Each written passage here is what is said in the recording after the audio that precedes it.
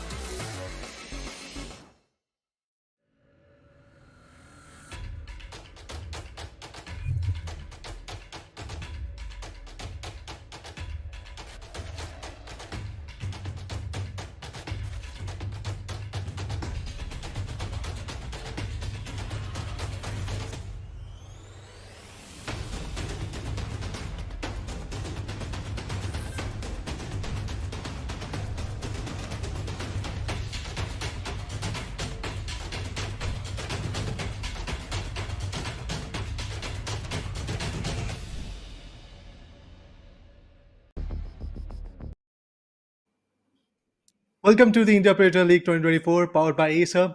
Well, we are here with the Valorant action, and this is the arena moment of the eliminations bracket. Talking about the casters, it's me, Raider. Along with me, we do have Anna Eden on the desk. Anna, are you excited for the day? Because yes, this is the start of a new journey, but at the same point, quite a crucial one, to be honest. It is, it sure is, and I'm more than excited to be here because it has been a long time waiting. I've been wanting to do an event with TEC, and they have brought this one up, and I'm so much honored to be sharing the desk with you, Rene. You've been here for a really long time, and I mean, it couldn't have been a better start for me to get into Valorant like this. So I'm all for it. We did have to wait a little bit though, but I'm excited for whatever's coming next. Well, I believe quite a few amazing actions are going to be there because then again, we have to eliminate the fact that this is the starting day. But let's talk about the prize pool. Let's talk about the stakes because again, it's quite high. And the prize pool of this Valorant action will be 6,50,000 INRs. The first place, the champions will be getting 3,50,000. On the hindsight, if you talk about the runner ups or the second position, they are going to get the 2 lakh rupees of a prize pool. On the hindsight, if you talk about the third position, 1 lakh rupees of a prize pool. That's amazing. Exactly. That's a huge amount of money. That chunk of money is going to be a super huge motivator for all of these teams to Yeah. actually go ahead and claim those bragging rights alongside this cash prize that's going to be available to them and to their disposal. But yeah, I mean, the more the prize pool, the more excited I get about the games because then there's a lot more stakes as you mentioned before itself, Raider, and that Mhm. stake just pushes the teams to further limits. And I'm waiting to see how many new things we're gonna spot out today. Definitely have to see which particular maps are going to be there, which type of agents these players are going to choose. And again, if you talk about the starting of these matches, I feel that there might be some other differences also coming into when we talk about the strategies. Maybe something different will be coming in Yes. because if you talk about a team which is already established, there is some kind of a strategy that they always follow. But on the hindsight, if you talk about the newer form of team, which we don't know as a caster or maybe our audience do not have an idea, I guess we are going to see some new plays coming into the picture. Absolutely. And recently, VCT Champions has ended. There has been like a plethora of new, Yeah, metas that have come into action. A lot of teams tried a lot of new things, and all of those things have somewhere inspired the creative side of all of our strategies. Always coming in forward with more and more, switches around in their own strategies. And then again, the patch has changed a lot of things around Raider. And after that, I am definitely. waiting to see who they're going to be switching the jet with.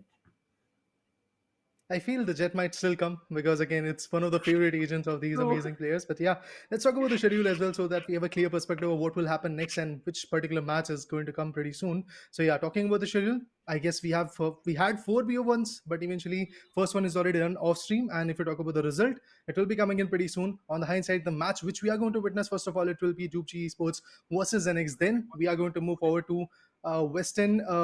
Gaming versus Team RTN, and then eventually the last match for the day will be Team for the Win versus Fire Esports. And we do have a update that Respect was able to win their beautiful BO1 in their favor with a buffer of two good rounds. It went to overtime, but then again they have got the victory.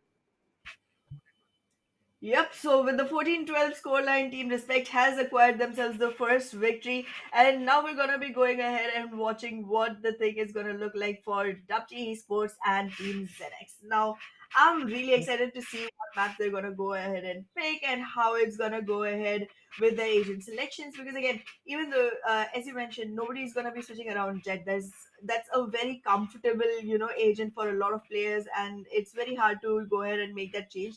But then again, if anyone does go ahead and choose to drop Jet and go for, I mean, Euro. Let's talk about Euro for a second. I want to see that come into play because that's just one of the areas that is very underused, and I feel like this nerf was basically focused on trying to get Euro back into the play because he has been packed with great utility, but still not used No as doubt. Yeah. much. Yeah, definitely, Yoru could be a possibility. Maybe a raise could be coming in. I believe Reina is one of those agents that definitely could be coming in as in Yes. duelist. But apart from that, we really have to see how the formations will be working out. But let's talk about the particular teams that we are going to witness. First of all, again, it's DUPG Esports versus Zenix. This is what we are going to really witness. And I'm definitely confident that one of these particular teams might actually take the competition one-sided. Because if you talk about Zenix, if I'm not wrong, the name is kind of known and I've seen their performance in past few like tournaments. But then again, if you talk about DUBG Esports, kind of a new team for me. But I'm open to see some new plays to be honest. But yes, let's talk about the map veto, which particular map it is going to come. All the maps have been banned except the Ascent, and remember, it's a best of one. That's why Ascent will be the choice. Exactly, and on Ascent, I want to see how it turns around because it seems like Zenix is gonna be going on the attacker side, and we're just gonna have to wait and watch how their gameplay turns out here. Like right Hmm. before this, casting itself, I was watching this particular video on Valorant Esports channel itself of Rossi, SK Rossi, trying to explain the setups on Ascent on how to win on the defensive side playing as Killjoy. And that was pretty interesting. I Yep. mean, there's a lot of, value that you can derive from Sentinels. But I want to know from you, Mhm. Raider, which Sentinel do you weigh in the most when it comes to Ascent? I mean, in a sense, definitely KJ is one of the best agent that you can really have. You can easily hold the P bomb site. You can put down your turret. You can actually place your alarm bot right at the entry, and eventually the swarm grenades are also very very useful when the players, the opponents to be precise, are trying to enter the site. So I feel KJ is one of those agent. If you give that particular agent another agent to play with along like in the mid market or mid pizza area, then I do believe that particular agent can easily hold the B side. But yes, the game is going to get started, so we will definitely get to see which particular agents have been chosen and how the plays are going to come in. And we definitely are looking forward to see how the attacking formation of Zenix goes in the first 12 rounds. Absolutely. I mean, being on the defensive side in Ascent, you already have like a favorable side for yourselves. And being in that position, I feel like WG Esports will really aim to go ahead into the second half with a lead on their hands, at least a 7-5, if not more than that. And Zenix is gonna go ahead and try to knock that off as many times as possible. But well, the agents are up here. I am not seeing a Killjoy yet coming in from the side of Zenix, but I think that is going to be the pick. It's going to be super similar for both the sides, except for the Breach and KO alteration. I feel not having a KJ might just actually shut you down, but yeah, KJ is there. We have a KO coming in from DUPG Sports. Apart from that, we have a Jet, a beautiful Omen coming to the picture. Along with that, the Revealer, the Hunter, that's Sova also coming to the picture. On the hindsight, if we talk about Team Zenix, we have a Jet, we have an Omen, Brimstone might be coming in, but before that, we have a Breach, Lock pretty soon might be coming into the picture. Rana on the hindsight, Choose your maybe going agent. for the Hunter, and yeah, KJ will still be there for Chicharito. All right, so we are seeing an almost identical, lineup coming in from both of these teams, and there's just one initiator difference. We are seeing Breach coming in from the side of Zenix, and then KO coming in from the side of WG. Now, the main difference that comes in when you have KO, you get to have more intel compared to Breach, because as a Breach, Yeah. you are able to clear some angles, but there is literally no information at all. That's like a pseudo duelist kind of an agent in the form of an initiator. But with KO, you are able to derive more information, even though it's not as much as you would be able to take out from other recon ability, packed initiators. So I feel like somewhere I am leaning more towards KO than Breach when it comes to the picks on Ascent, being a very defensive sided map. But yeah, what is your thought gonna be on that? And I mean, I also feel like when we compare Breach to KO, I definitely feel the information part is something very, very crucial. Yes, both of the teams have got their own SOVA, so that is also going to be very, very crucial. Like they have got True. the recon bolts, they have got the drones, so they might just use it. But yeah, I feel yeah, having KO might just give them the upper hand. But let's see. Match is already about to get started. There you go. The first round is going to get initiated. We will see some beautiful plays coming to the picture. I am definitely looking forward to see how this round unfolds. Exactly. Considering that both the teams are going in with Hmm. double initiators, they are going to be going in with slower moves, trying to derive more and more abilities from the other side. Right now, it seems like the complete stack of the side of Zenix is going to be surviving it Station. outside of What? side B, but not for long. Because DUPG have already taken three down, the fourth one is on here, and the fifth as well. Now this is worth What just celebrating. happened? I mean, a flawless to begin I with? mean, exactly. I mean, that's what my thought was. Like, this is the first round. We might see a beautiful tussle between both the teams, but eventually a flawless coming to the picture. That is really a statement that DIPG is trying to make. At the same point, if you talk about the second round, maybe a lot of beautiful specters are going to come. Bulldogs will be coming in, and we do have a Guardian also coming to the picture from Team WG. And if you talk about the other team, Classics, Sheriffs, and Ghost, that's all they can buy really. Because if they go for a force buy, third round might be very, very critical for them because then they will not have any kind of good weapons in their favor. Exactly, and I guess because they weren't able to go ahead for the plans with force buy would not be really possible at this point for Zenix anyways. But yeah, This time they are trying to go in towards site A. All right. One player is going to try and hold around vines. In the meanwhile, though, they are losing players one after the other. This is not looking good for the side of ZENX Raider because this team is going on Mm-hmm. losing players one after the other. They even lost the spike and now Omen is in trouble. And the trouble just gets double with another one getting taken down onto Rana. Uh, They have picked up a little bit. Like the last time they had no frags at all, this time they have one. But that's not enough. Not enough at all. But I'm happy for like the WG Esports. But then again, KJ should not have been taken down. Eventually, she overpicked and got taken down. But yeah, 2-0. That's what we have right now. And if we talk about the gun combinations, well, we already have an op coming to the picture by the Jet A Star. That will be interesting to watch. A lot of Vandals. I guess all Vandal buy will be coming in from the particular players of Zenix, and now they are trying to push the B side once again. Remember the hold of KJ, that can be very critical. The recon bolt comes in, definitely going to reveal the position, but even before that, shoots the bolt down, which is again going to give some kind of information. The shock dart also comes in. Interesting to see. The flash goes in from Brimstone's Breach's perspective. Still, the entry is not going to be that easy, and there you go. Chisholm McQueen's, the Jet finds one good pick, and on the hindsight, the players are still holding the side. I feel Soa might just find one or two picks. Oh, this is not looking good. Not looking good at all for the side of ZENX. Even though they Wow. are trying to make their way back in, but with lower weaponry, still DUPG is going to themselves a man count advantage. And with this advantage, it seems like they're looking for better days for themselves. The recon back comes in, the intel is taken down, and now 4 already to the name. The ace is about to happen. Let's call it. Oh, that could have been denied, but it didn't. So there it is. I mean, in the start of the round, after KJ got taken down, I thought maybe Soa is going to get at least one or two frags, but he decided to go all ham and got 5 amazing kills. That is just so massive to talk about. I mean, an initiator doing this kind of job is absolutely amazing. Trust me, Scooby was absolutely on point when it comes to his precision and the angles that he was holding off. He was not that aggressive. And remember, he started off with a ghost, took a vandal, and eventually takes down the rest 2 players. And finally, the last kill was also there with a ghost. So he definitely made a mark. And with 8 amazing kills, not even a single death, he is one of the most aggressive players. And at the same point, quite consistent as well when you talk about the survival. But now the dark covers are coming in from the particular team of Zenix. I would love to see how they're going to play with it. There you go. Pictures is looking good. Flame still holding a very decent angle. He's going to TP back to the tree. And the dark covers will be eliminated. Well, a 1v was formed. There was no value that could be derived from it though. And now the complete stack is gonna be backstabbed. Look at that. There's a backstab coming in, but then the alarm bot was able to deliver information and yet not get any flags at all. DUPG again in a 1v4 situation where they are able to seal the last frag with that operator buy. Oh goodness.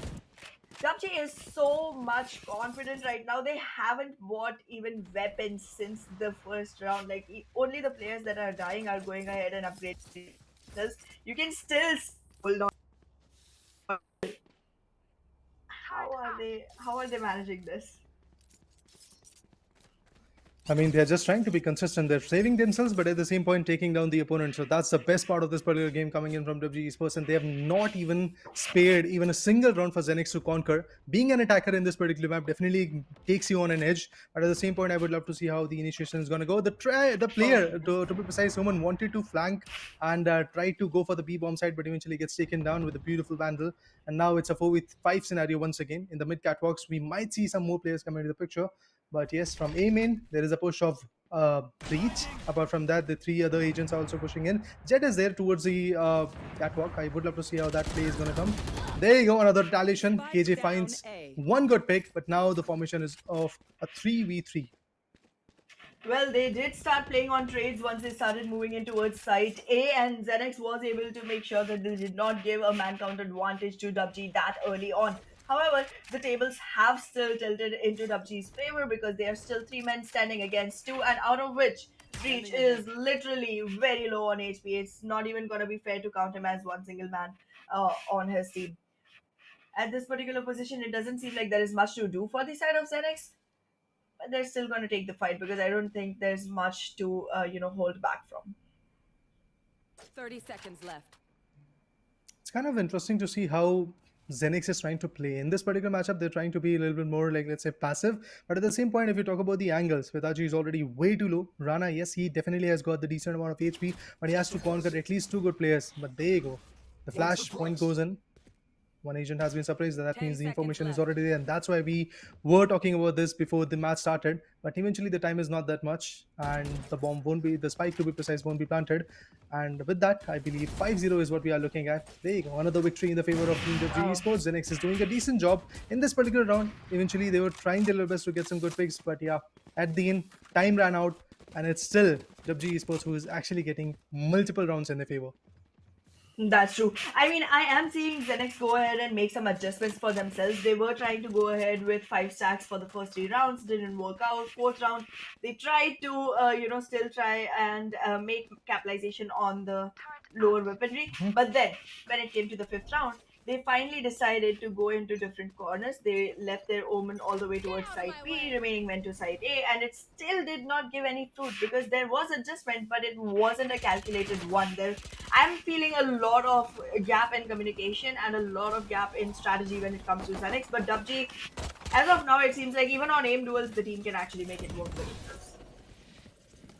Yeah, I mean, the precision is definitely working on it. You were talking about the information relay coming in from Zenix. Yes, there is a bit of chunks missing in it because every now and then they're getting backstabbed and the players are trying to rotate and they're still getting figured out. Ooh, into the dark covers, we do see a beautiful pick coming in. Not just that, another retaliation comes in. Now it's all about the last two players surviving. It's Breach and KJ, all of them also gets taken down by Dennis. The KO comes in, swipes down the last two players, and with that, a flawless round indeed coming in. Exactly like the first one, to be honest. But look at this. PUBG Esports is ruling. They are about to take a beautiful round in their favor. I feel seventh round could be again another easier one. But look at this instant replay into the dark covers. The Jet came in with the ultimate, but gets taken down. Not just that, another shot after reloading the Vandal also got connected in the right head. And with that headshot, definitely the job is done. PUBG Esports secures the sixth round to be precise. But still, they have to go a long way if they really want to secure a 13-0. I'm seeing a very confusing buy coming in from the side of Zenix. They've gone in for the operator. Let's see how much fruit is going to be acquired from that because as of now, the players are not even able to survive, let alone take a shot. It's a 2v5 scenario already. Both the players are literally caught into the spot itself. And yes, the operator won't be able to operate onto anyone just yet. And with that, there's another flawless for DUPG Esports. This is a very single-sided domination raider. This is very one-sided. Oh, yeah, definitely. 7-0. I mean, it really eliminates the fact that this is a one-sided dominating factor coming in from WG Esports. They are not leaving even a single marker and they're not even giving a single opportunity right now. And it does feel like that they're going to completely rule in this particular point. But the paranoia will be coming in, and I would definitely love to see how the play is going to affect the particular fight. On the hindsight, taking down the B bomb side is going to be very, very important. But again, the entries are not coming. KJ this time they have decided to set up the A bomb side. That's good enough. But with the Vandal, the player is pushing, and the side has already revealed. But this time, Pitaji will be able to find a beautiful pick. And on the hindsight, the operator is still there from the mids. From the catwalk, there are some more shots coming to the picture. There you go, another retaliation. It's all about the woman. Woman also gets taken down. Last player will be Sova. Not a flawless one, but eventually pretty close round, to be honest. And I'm so happy to see that the opponents over DUPG Esports is Sova is still surviving. I mean, if I'm not wrong, he has not been taken down even once from the start of this game. Yeah, I think there are two players from the side of Dapchi who haven't been taken down yet.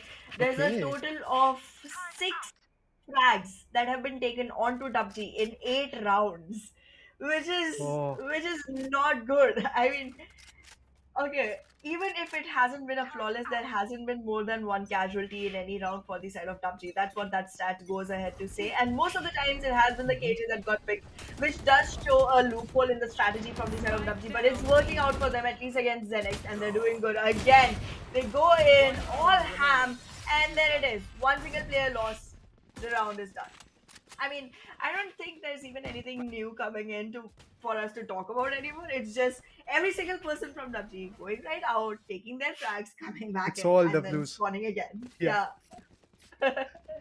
They're just pushing, they're just shutting down the place, and they're just squaring around and they're trying to analyze what they have to do in the next particular round. But yes, they are doing an amazing job, to be honest. They are doing an absolutely fantastic job of getting the kills and at the same point getting the information, trying to maintain that particular pressure, because 9-0 is a big statement, to be honest, and the pressure is definitely there on Zenix. Being the attackers, they are feeling the wrath. Just 2 kills for Adi. That's all they've got. The Omen is performing, but eventually with the duelist, yes, they are in a panic situation. But there you go. Finally, Cesar McQueen finds one. I was talking about this duelist, and he finally finds an output. But yeah, the flash points are coming in. Apart from that, if you talk about the pressure, maybe this time the pressure will be coming in. Hunter's Fury also coming to the picture, but with this, Dennis gets taken down. The KO is out of equation, and the other guys are also trying to formulate a pick. But there you go. A teleport will be coming in. Let's see into the dark covers how the formation goes on through the defender spawn. Ah man, with a ghost. Actually, Exactly. A Wendell getting shut down with a ghost. There's a lot of gap when it comes to mechanical skills on these two teams, and that is clearly shown onto the scoreboard itself. It started off with good number of tries coming in from the side of ZENX, but then again, towards the end, the numbers advantage is gonna stay with DUPG Esports. The trade has come in. It's still gonna be a 2v1, and with that lockdown still in hands, it's gonna be a good buy for Killjoy from the side of ZENX. This is not looking good at all. Oh my god. But yeah, this is definitely one of the rounds where they got multiple flags. I mean, at least they came close. That's good enough. But yeah, I feel 10-0 is not the particular situation that they really wanted to witness. Scooby is again there with 14 amazing kills and not even a single death. That really makes a statement on the hindsight. Look at this. Everybody from Zenix is at least gone taken down for 10 rounds, to be honest. So that's absolutely amazing. Moving forward, if you talk about Rana, pretty interesting play came in the 3rd or 4th round, but after that his recon bolts, his shock darts are not working that much. But yes, he was able to find the right output in the past round. If you talk about the 10th one, definitely was able to make sure that he's going to hit it. But the lockdown from KJ could be coming in pretty soon. The turret comes in, and yes, with that the lockdown will be there. That's the ultimate of the KJ, which might give his teammates a time to rotate back and eventually hit the ape side, and that's exactly what they're trying to do. On the inside, if you talk about the players of WG Esports, they are quite, let's say, patient, and yes, they are able to rotate. Now they really have got the information where the players are, and obviously 2 of the players have been detained from the opponent's perspective. That really makes a statement, and obviously they will now utilize some of this time to rotate back and hold some decent angles to completely shut down the place, and that's exactly what they're doing. Zenix on the hindsight with the Guardian. This Omen really wants to find an output, and I feel he might be able to do it, because again, Guardian is a very good weapon when you talk about the precision and also the recoil control. But still, if you talk about Batman, you can't really shut him down. Oh, another one. Good enough. Well, Batman is already prepared to be the one that takes out all the frags, but then again, there's more that's coming in from the side of WG Esports. Their economy on the ultimates itself is way too good, and they are able to squeeze in as much value as they can. But Rana will be able to retaliate, get himself 3 kills, but then the knife just pierces through his chest. Goodness. Oh man. What is I mean, going Hana, on? I did expect that the competition will be a one-sided one. I totally talked about it, but I was not thinking these knife kills and these amazing picks coming to the picture, to be honest. The way WG Esports is performing is absolutely amazing. In the injury play, you can clearly see both of the players got hit by the WG Esports' Omen. The paranoia came in, but still, this guy was able to completely aim onto the player and shut him down. Because again, even in the paranoia, your bullet, I guess, indications do come in through the vandal. So I believe he was able to judge where the player is. Oh, talking about the judge, we do have a judge coming in from Cesar McQueen. The duel is coming to the picture, I believe. Utilizing a judge could be the factor for a raise, but yes, our Jet is trying to push forward with a dash. He might be able to get some outputs. But let's see how far that play goes on. Not against an operator, I don't think so. But well, let's see. Let's see if it becomes a fruitful decision for the side of Cesar McQueen against A-Star. As of now, it seems like there's going to be a lot of standstill that's going to happen from the side of Zenix, because they are definitely slightly scared to go ahead and take those peaks. But wait a second. How did that miss happen? Ooh, Wow, okay. Oh, goodness. Oh, the judge Never mind. definitely was able to max him. The output didn't come in, but to be honest, yes, it's a 4v4 for now, so I feel maybe they are going to be comfortable. On the inside, if you talk about the Omen, has already entered the site. He's trying to get an idea of where the player is, but Scooby is not going to let it go that easily. Shuts the player down. It's all about Zenix, says Omen. Oh, finally Scooby got down. This was the first round, if I'm not wrong, where Scooby has been taken on, but still the score will be at 12-0 in the first half. It is all WG Esports, and I feel in the attacking round, once again, the Ghost will be coming in, the Frenzy could be coming in, the Classic will be coming in from WG Esports, and they might actually back this beautiful, beautiful BO1 in their favor with the 13-0. Might very well be able to do that, but well, we cannot undermine the side of Zenix either. I mean, I'm hoping for them to actually at least go ahead and acquire themselves at least a couple of rounds, and this is gonna be a fresh start. I mean, you're switching sides, you're gonna be on the better side of the map, but oh, wait a second, what's even happening? Okay, finally. I felt like they're literally leaving B side completely empty for retake, which is not a good idea because B side is very easy to hold after plant. But thankfully, they're not Mhm. doing that. It's just the Sova who's holding the B side, and eventually we do have in the mid market a jet coming in. Agent has been suppressed. That means the information is already relayed. Apart from that, the recon dot also goes in, which actually goes in to give the information. Batman finds one, but not just that. McQueen with the frenzy gets a beautiful kill onto the Omen.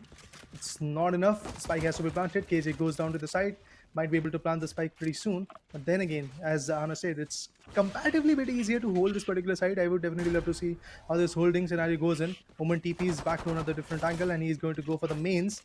With the frenzy, you definitely have to consider the amount of ammo that you're utilizing in every particular peak. Hardy managed to take down Batman, but there you go. A-Star finds the mirror agent. That was McQueen, and with that, it's all about the Omen. Omen finds one, but I feel Jet's HP is not that much. But at the same point, what about Omen? There you go. It's done. A-Star finds the last pick. 13-0 is what we are looking at. DUPG Esports finally nails the final nail into the coffin of Team Zenix. Oh goodness, this wasn't supposed to be one that gets closed down that quickly, that easily. But well, Yeah. WG Esports was pretty prepared to go ahead and annihilate every single player on the side of Zenix, and we could see the effects coming in. I mean, Soma did not die for about 12 rounds. That's huge. Yes, he died in the 12th round, but eventually Omen took a Yeah. lot of chances, to be honest. He tried to be passive, he tried to hold the B side, and despite of the fact that he didn't have the bomb, to be precise, the spike, but he still was holding the spike side and eventually was trying to get some good passive plays with the Bulldog. Yes, he was definitely able to take down the Sova, but I feel it's just not enough, to be honest, because you were taking down a player who had already secured 14 to 15 frags in his favor, and he's been running alive, he's gunning all the way. Like for almost 11 good rounds, and then eventually you are able to take him down. But still, 13-0 is what the reality is all about. Exactly. I mean, there's definitely going to be a lot of pump considering the fact that it's literally a 13-0 scoreline that we have Yeah, witnessed already in the start of the day. But yeah, I am hoping to see something that goes a little more closer because in this particular map, I definitely. really did not get to see many strats coming in. It was literally like there's a halo around the heads of people from the side of DUPG because no matter what they were doing fine at the end of the round. So they just literally went berserks all the way, running out of the sites and just fighting on the attacker spawns. Actually, just running completely out towards the tiles and everything, and still making sure that they win themselves. So I mean. That's kudos to WG Esports, but I'm definitely looking to see this team go ahead and find themselves some, more competitive matches in the future, and I'm really gonna peel my eyes off for that one. I mean, the journey has just started. Remember, guys, this is just the day number one. We have a lot of rounds coming in. We have a lot of qualifications, a lot of particular rounds coming to the picture. So, WG Esports, yes, you were able to get a 13-0, but I feel there is still a lot of scope of learning because, again, as Anna said, there was not a lot of strategies coming in from both the particular teams. Yes, the other one Exactly. lost, but eventually WG was able to win in their favor. But then again, those strategies were kind of missing. The kind of hole that we really were expecting were kind of missing. Yes, KJ was doing a fantabulous job of holding the B bomb side, but then again, for seeking the kills, if I'm not wrong, Batman was trying to switch his places from B side to A side. He was shutting down the players, but then again, also getting picked off at the A main entrance. So all of that happened, but I believe in the next few rounds, maybe in the quarter finale, in the semi finale, wherever they are going to reach out to, yes, definitely there is going to be a lot of a clash. But let's check out the highlights so we have a brief idea of what will happen in the initial 13 rounds, to be honest. Exactly. I mean, the highlights are definitely gonna be very similar to Salt on Wound for the side of Zenix, to be honest. But yeah, Yeah. it was an interesting match. I mean, the kind of difference we saw in mechanical skills at itself did put up a statement for the side of WG, and starting with the 13-0, they've Mhm. literally put up a target on their own backs. Oh, definitely. A lot of teams are going to, like, let's say, analyze this particular matchup, get an information how WG really wants to play. But to be honest, there is not a lot of things to analyze when it comes to WG as Exactly. well. Because again, the factor of not using a lot of strategies is the key main thing that I really want to go with. So I feel, yes, all of those teams who are trying to analyze what WG did and how you are going to face against WG, I feel you are going to start from the scratch, because there is only one thing that is clear, that the aim of WG Esports is kind of good. Yes, they are very good with the precision. Yes, they have taken down in few rounds, but then again, if you talk about the overall scenario against ZENX, WG was a very, very, very good opponent. Exactly, they were very superior when it came to fighting off against Zenix. But then again, I'm hoping to see Zenix as well come ahead with more polished strats for themselves, more polished game skills Yeah. for themselves in the next time whenever they are able to go ahead and perform. But as of now, DUPG has all of the limelight, and I don't feel very fair stealing any away from them right now, considering that they were able to win without giving up a This single judge. round.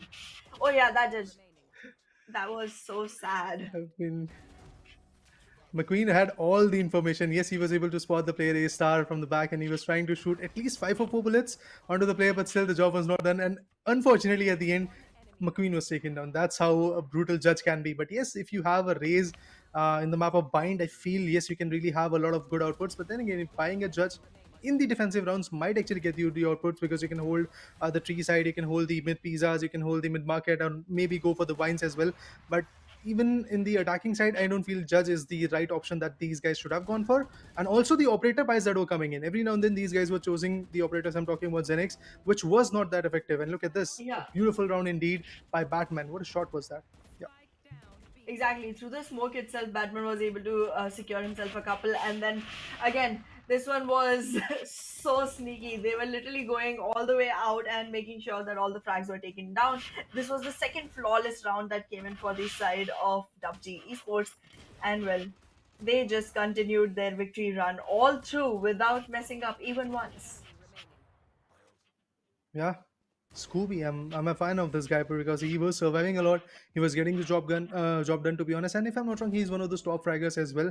So pretty soon the scoreboard will be coming in. But yes, even before that, I would love to appreciate once again WG Sports for showcasing this kind of talent in the initial match that we did watch in this India Predator League 2024. There is a long way to go, to be honest, but starting off in this kind of one-sided domination, yes, this is definitely a statement. But at the end, as a Gasa, we definitely want to see some kind of strategies. We definitely want to see some more maps come into the picture, which will be coming in pretty soon. Apart from that, if you talk about the next particular competition, maybe that particular competition is also going to be a one-sided one. But to be honest, internally, I'm praying that it's this particular competition that is going to happen next, maybe a close one, maybe a tipsy Ravi one, because we really want to see those challenges, to be honest. Absolutely, absolutely. And even in this particular map, I mean, yes, we did not get to see lot many strategies, but I think at some point PUBG was trying to go ahead and pull some off, because I did see, Jet being put up with the operator in the mid areas, trying to go ahead and scope out any rotations. But the Yeah, thing is, there was nothing coming in from the side of Zenix that had to be retaliated upon. They were very adamant on what they wanted to do. It was mostly five stacks going into one single location and getting trapped there exactly. itself, with a couple of flanks coming in and then three players in the site itself. So yeah, even if WG wanted to put up any strategies, it did not seem like the right time and place for them to actually go ahead and execute any. But I am very interested to notice what their actual game plan is going to be. And well, having Yeah. caught themselves in a match like this where they really did not need to use any of those, they have found themselves on a better ground for the next one as well. Maybe that is going to happen. But for now, we are going to take a quick short break, and after that, we'll be back with the scorecard and the next match to be precise. So stay tuned with us.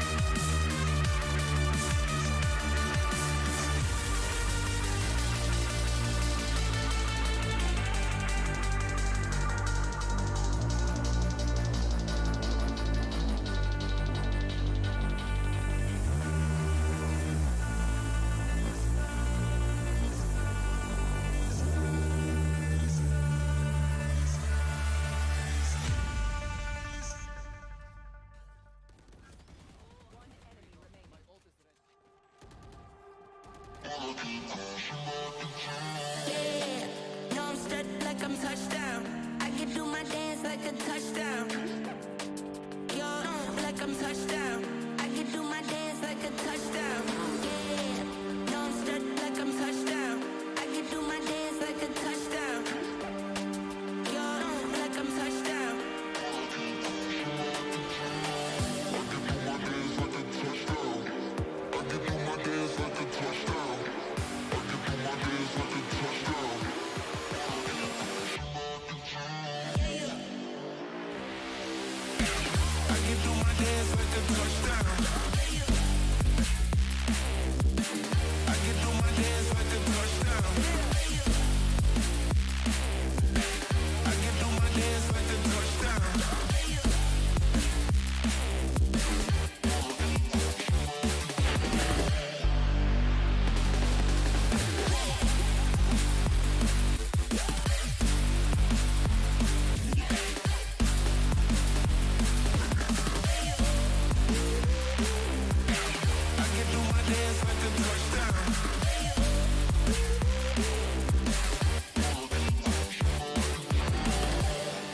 No, I'm stuck like I'm touchdown. I can do my dance like a touchdown. Yo, like I'm touchdown. I can do my dance like a touchdown. Yeah, no, I'm stuck like I'm touchdown.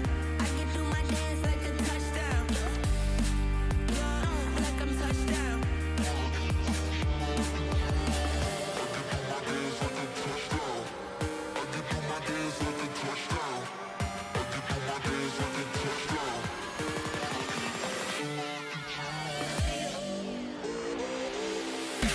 I can do my dance like a touchdown. I can do my dance like a touchdown. I can do my dance like a touchdown.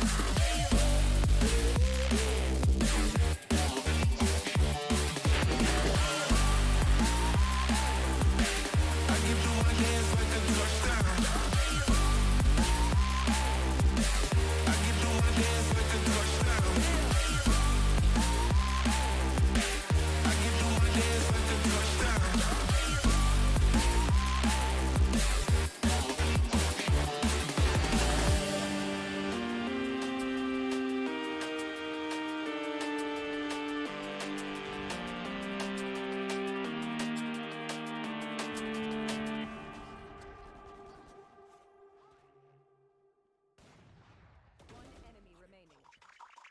30 seconds left.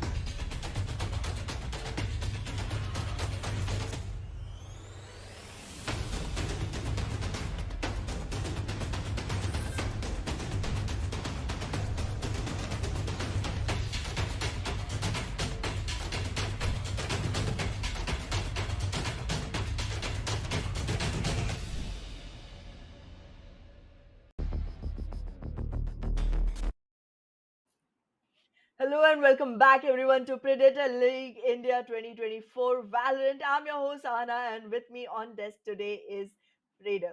Raider, the first match was pretty lopsided, but we're going to be witnessing another one and I think this one is going to be closer. Definitely, definitely. We really want to see some kind of close contestment coming in, and eventually, we really want to see second half also being very, very good and also utilized quite a bit. So definitely have to see which particular map it is going to be, and apart from that, which particular agents are going to come, irrespective of, I mean, with respect to the particular maps. But apart from all the other situations, yes, I really don't want to see a 13-0 right now because again, if you really see a 13-0, there is just one team which is particularly pushing. We don't see a lot of strategies come into the picture. And if there is a contestment, we will see strategies, we will see a lot of gun games, precisions will be there. So definitely looking forward to that, to be honest, in the second game. Exactly. I mean, one of the biggest reasons that Valorant is such an amazing and dynamic game is the fact that it gives you a Hmm. lot of room to adapt and adjust yourself accordingly. And that's something that we miss out on when the scoreline goes that lopsided. But well, right now, the match is going to be between Western Gaming and Team RTN. In this one, I'm definitely hoping for it not to be a lopsided one. Yeah, and if you talk about the initial two matches, Respect and DUPG Esports have already made their way in the next round. Particularly, if you talk about Team Respect, they went to the overtime, snatched out the map in their favor, and that's how they were able to win. 14 to 12 was the storyline, and eventually, if you talk about DUPG Esports versus Zenix, it was 13-0. A very interesting battle, to be honest. But then again, all those Ws and pushing and getting those kills was the only form factor that we did saw in the map of Ascent. Moving forward in the match number three, definitely have to see first of all which particular map is going to be, and with respect to that, which particular agents we are going to pick, these particular players are going to pick, is going to be the major question. So yes, the versus is here. It's Western Gaming versus Team RTN, and definitely checking out which particular team is going to have the attacking side, and the defending is also going to implicate a lot of aspect of this game. Absolutely. We'll soon figure that out once we start walking into the map select. And well, accordingly, we will see which team is going to have the benefit, considering all the maps have one particular side which is more on the favor, except for if you're talking about Fracture, because for that map, everyone is on the advantage. But yeah, regardless of maps, there are still a couple of agents which are just way too amazing, no matter which map you put them on. I want to know from Mhm. you which agent would that be from your point of view? Like, which is one agent that you can flexibly use on any map at all whatsoever? I like Omen a lot, to be honest. I usually play because in every Hmm, particular map you really need a smoker, and for that reason, true. I feel Omen is one of those best agents that you can have. You can easily perform and eventually get the job done. Those TPs can actually be very very good. So for me, if you ask me personally, Anna, I will go for Omen in every particular map because my team also forces me to go for those smokes because again, this is kind of those agents which nobody likes to play, I guess. True that, but even out of all the smokers, it feels like Omen is one of those smokers who's like more, time consuming when it comes to adapting to the agent, and it Yeah. definitely shows that you have acquired a lot of skill playing Valorant Trader because being able to comfortably use Omen is something that I've been aiming to do for a really long time, and I'm failing constantly. So I I just just go said back that to I'm usually confident with Omen. I'm not saying I'm very, very good with it. So yeah, there's that. Yeah, but I take a lot of time trying to launch those smokes using Omen. It takes me a lot of time trying to Okay. adjust that, and that's why I choose Sage and just run behind the jet, trying to heal her every single time she's getting into Oh, a fight. That's me. But yeah, regardless of who I or you are, we have Western Gaming and Team RTN, and we're seeing Yoru. I'm finally. interested. Yes, yes. That too on the Finally, map we of Bind. do. This is gonna be interesting. Yeah, definitely. Definitely have to see how the play is going to be. On the hindsight, I was definitely looking forward to see Cypher pick come into the picture. And yes, we do have a Cypher. Accelerator is the one who is going to pick it. Sky, I think it can be very, very useful. Yeah, those lines can be very, very interesting to go with. And eventually, if we talk about Sage, definitely the Sage walls are very, very good. And the same point, if we talk about Raise, I believe in the map of mind, you can't really escape from the pick of Raise because then again, those Yeah. beautiful picks of Raise can actually give you the advantage and also give you the courage to perform. Exactly. There's a lot of angles that need clearing when it comes to bind, and also there are a very huge number of narrow nooks and crannies that can be cleared out using boom bots and paint shells. You can always make sure that you're clearing lamps before entering it. You can take care of take Yeah, control of showers. You can make sure that there's a good entry into hookah as well. So like every single entry point from the attacking side is super accessible because of Raze, and not picking her would literally be a stupidity on a map like Bind. But then again, Yoru is gonna be something I'm looking forward to. That's the unique pick that has come in. And I mean, there's a double duelist coming in from Western Gaming, and then we're seeing double Sentinel coming in from the other side, which is gonna be Cypher and Sage. I want to see how that combination turns out as well. Definitely, in order to plan the spike, I believe those siege walls can be very beneficial. We talk about the particular A bomb side, but apart from that, if you talk about the challenges, yes, Sage is there to heal you, Sage is there to support you. Those slow orbs can definitely be an advantage for you. And if you talk about the Cypher pick, I believe for the backstabs, those tripwires can be very, very beneficial. The Cyber Cage can be very beneficial if you really want to get pushed into the particular areas of lamps or maybe in the showers as well. So I feel, yes, this will be very interesting to watch because both the teams have chosen the right agents comfortably, and at the same point, I definitely want to see how those aim duels are going to work out because at the end, the precision has to be there. Exactly. Now, here's the thing. Using Sage, you generally want to make sure that fast hits are not happening. You use the slow orbs to make sure that the other team is slowing down. Hmm. But then the kind of players we're seeing coming in from the side of Western Gaming, it's gonna be the two duelists who are both very capable of navigating through those slow orbs without really taking much hit on themselves. So this is gonna be super balanced counter composition from both the teams, and I feel like that's going to give us a lot of amazing gameplay for the day. Here.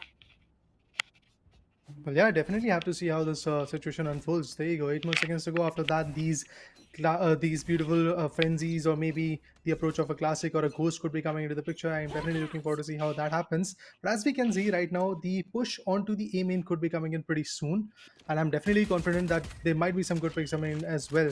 The Trailblazer might be coming in pretty soon, but even before that, Raze ready with the boombots, ready with the utils, and the camera of the Cypher was also appointed so that they can really have an insight of where the side is. But Patrick finds a beautiful pick onto the Yoru.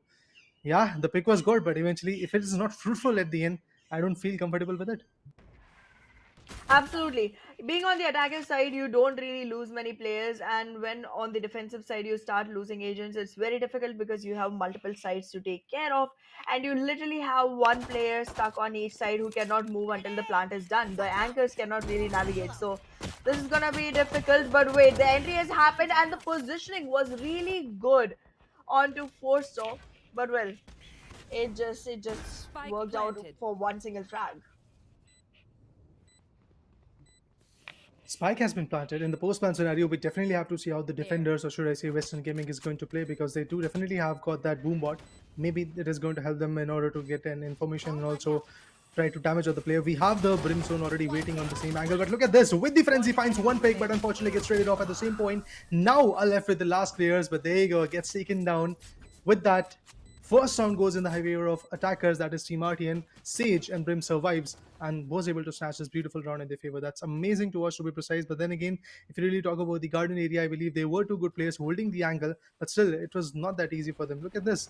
Magar definitely was able to take one down, but eventually, with the shot of Ghost, KJ was able to take the player down at the end. 3Ks for Team Western Gaming. Not enough to completely turn down the game or also damage out the perspective or maintain some kind of pressure, but yes, enough to boost up their own confidence because they do know that the players are kind of, let's say, vulnerable. They can take them down. Yoru once again pushes forward a bit and unfortunately gets taken down. This is not how duelists should be performing, to be honest. But yes, in back-to-back two good rounds, Yoru is already out of commission.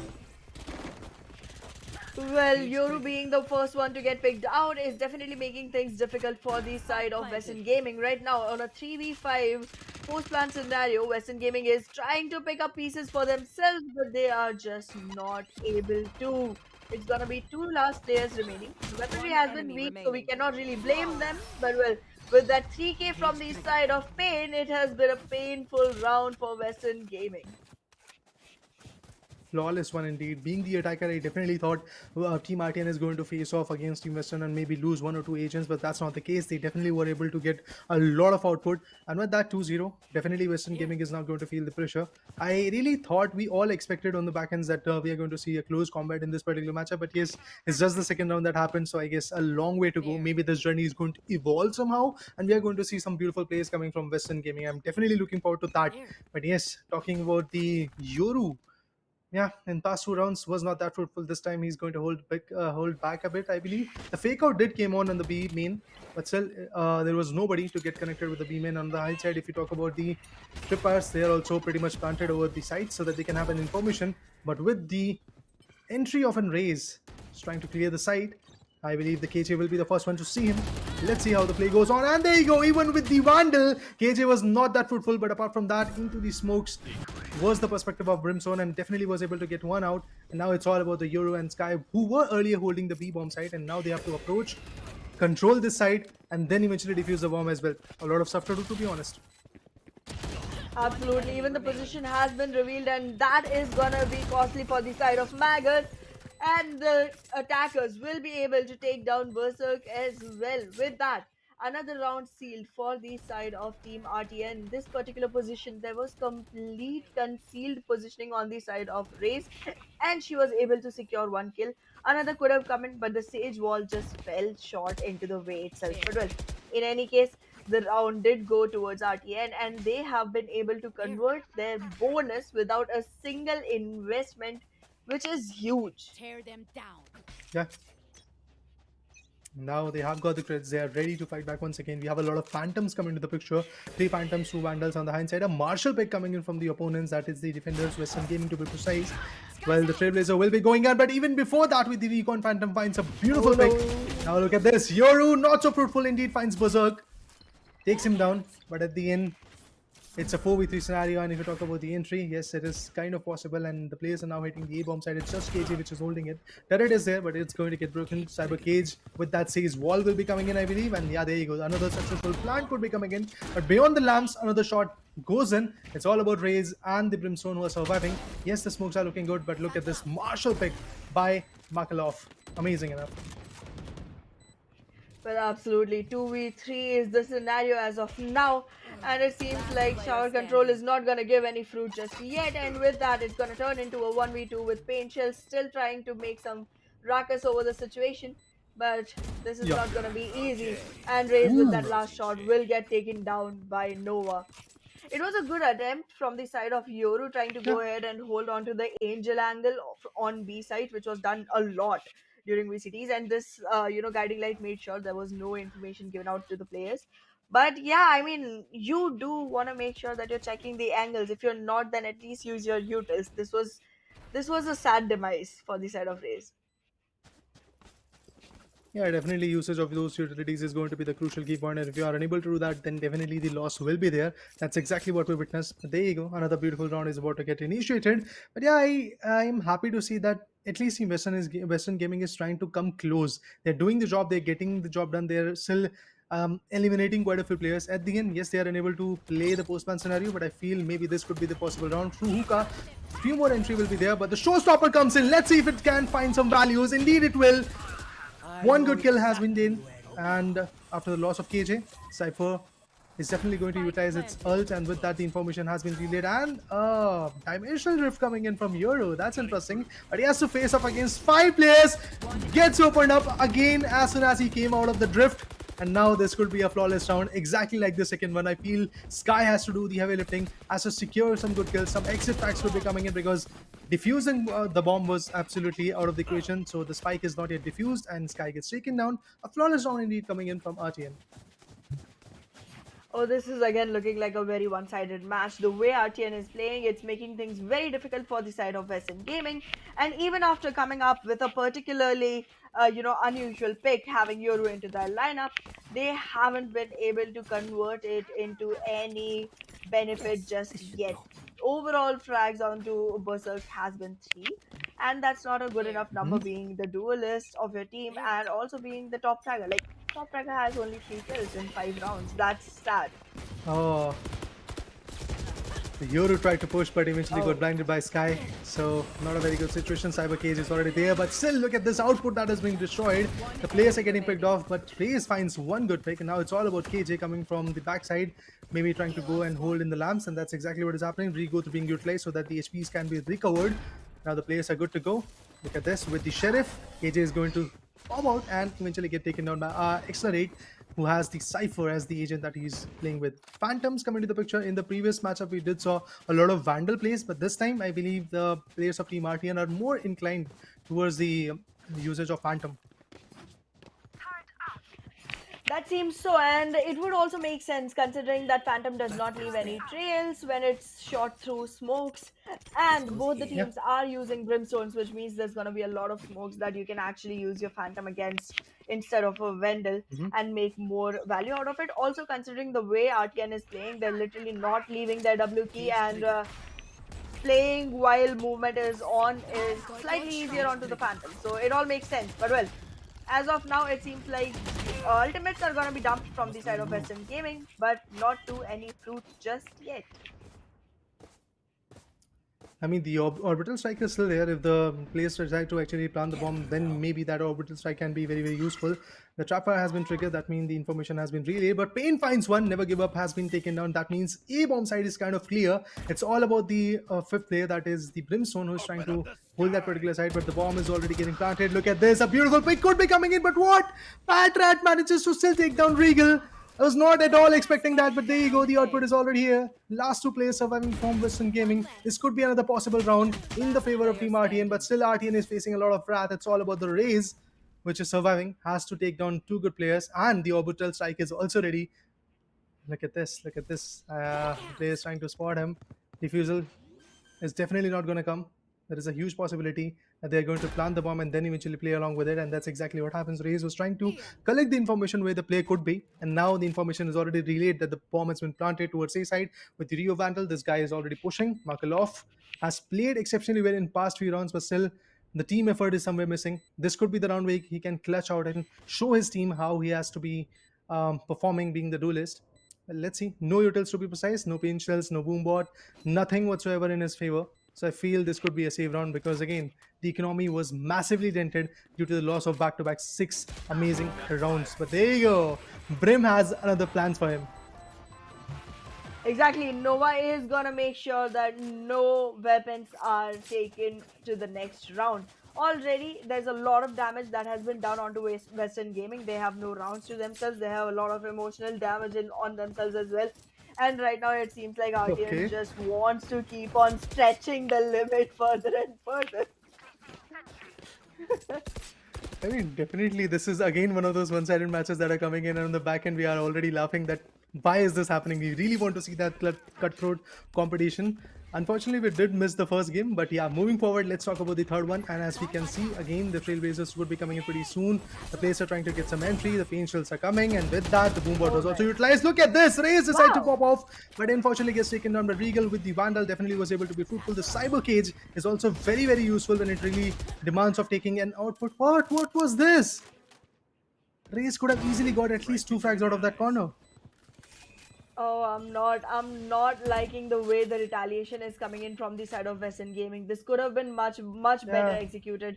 This could have been held off for a longer time, made sure that there was more value that could come out of it. But well, Western Gaming now using the lockdown, and look at that. There's no fear of the lockdown because the orbital strike is gonna be able to take that down as well. So not much value that Team RTN is gonna be giving away to Western Gaming even yet. Ah, man.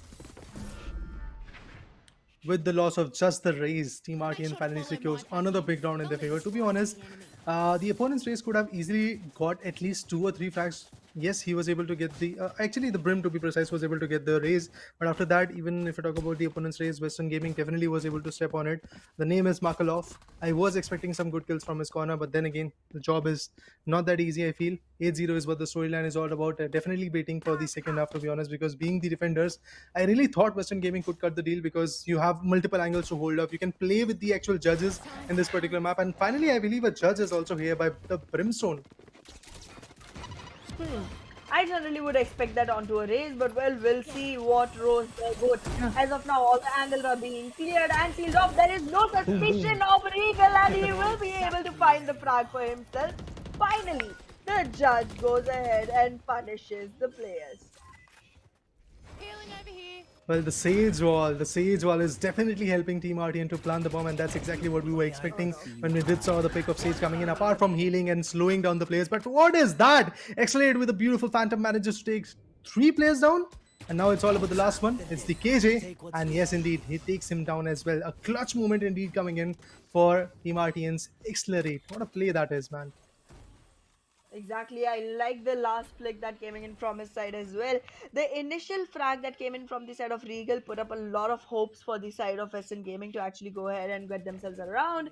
But well, Yeah. all the things got turned around once Accelerate actually put up some acceleration into his game. I mean, he took up a notch, got 4 kills, and eventually was able to shut the round instantly. So that was so amazing to watch. Yep. Now the trappers has still been appointed if they really want to, like, let's say, get the information of a backstab coming in. So that's good enough. But now with the Trailblazer, the players are trying to make an entry for the hookah, but still, obviously, it's not going to be that easy. With the regrowth, definitely the HP will be back, and with that, maybe Raze is going to be comfortable enough to take some more kills. But look at this, Markelo finds one, is about to take another one down. But what is this 1 kill wonder? Every now and then we can see that Raze is trying to get some good kills, but gets taken down instantly. That's exactly what is happening to the Sky as well. And now we are left with a 2v3 scenario where if we talk about KJ and Yoru, KJ is definitely one of those agents who has been procuring some good finishes in her favor, but eventually if we talk about Yoru, not so fruitful to be honest. This is another interesting round that can be in their favor, and yes indeed gets one, but again a 1 kill wonder. Berserk finds one, gets taken down by the other guy, gets traded to be precise. Exactly. Yeah, it seems like Team RTN right now wants to play on trades. They are not trying to push any duels that they do not have a backup for. However, one more frag coming in from the side of Never Give Up. With this help of turret, there's information on Never Give Up. And now Noah might find it slightly difficult to get ahead. And well, Oh, never mind me. He gets his third, and the team gets their 10th. 10-0. That's again a similar story as to what we did watch in the previous matchup. But even though the Euro came with the dimensional rift, gave all the information, still the job was not that easy for these guys. That really means that somewhere around, if you talk about the precision, somewhere if you talk about the 1v1 aim duels, I believe Team Western Gaming is definitely suffering a lot. And if you talk about Team RTN, despite of the fact that the opponents are dumping utils and dumping ultimates onto them every now and then, they're still performing and they're doing an exceptionally well built job. This time we have the Cypher ult and also the Raze's showstopper that might come in, but once again Euro decides to go all ham, gets taken down. Unfortunately, Cyber Cage is already there. Raze finds another one. Showstopper also goes in. Let's see if this can be a fruitful one. There you go. Last man will be the KJ. It's all about it. And I feel he's coming from the back ends. From maybe he's going to push to the A tower, or maybe he's going to just come to the A bomb side, and that's exactly what he's going to come up with. A side is what the main appreciation is going to be. Now Brim is going to push, and he's going to straight up take him down. Look at this, all W's, nothing of a fear coming into the picture of Team RTN. They're just pushing, they're shattering down the player. But yes, this time this particular team who is having that one-sided domination is actually utilizing some strategies as well. You talk about those sage walls, you talk about those ultimates using at the right time, and also the fakes that are coming in.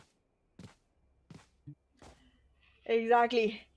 As of now, it seems like it's gonna be another one where the victory just rolls into the favor of RTN without any problems at all whatsoever. Now, again, if you talk about this particular round, there's no confidence, there's no economy. They don't even have the right amount of shields to actually go ahead and take the fight. So, Western Gaming, it seems like they are going south. But this judge, this could be damaging. But the smoke is gonna save them. But look at that, Forest Wow will be able to put up brakes on to accelerate. Still, I believe it's a 3v3 type of scenario coming in. Now it's all about the Brimstone and the Sage. Well, Sage does not have any ultimate, so definitely there is not going to be a situation of a resurrection coming in. Now it's all about the last man standing, Nova. He can use the stim beacon to make sure take at least 1 or 2 players down, but Yoru will be the first one that he's going to pick. After that, he has got the incendiary as well. He can utilize to block that particular side. Oh, goes all harm with the aim. The duels are looking good, but he finally decides to look at the spike. And yeah, as Honor said, the timing was purely not good, to be honest, for the Brimstone. Otherwise, he could have maybe taken down at least the last player. Exactly. This seemed very much like a round that was going to be snatched away from right under the noses of Western Gaming.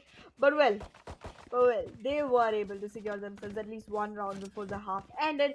And now that the swap has happened, being on the attacking side, Western Gaming might be able to find themselves a couple more because being on the attacking side, you do have one big advantage all across the maps, that is being able to control the pace if you're good enough.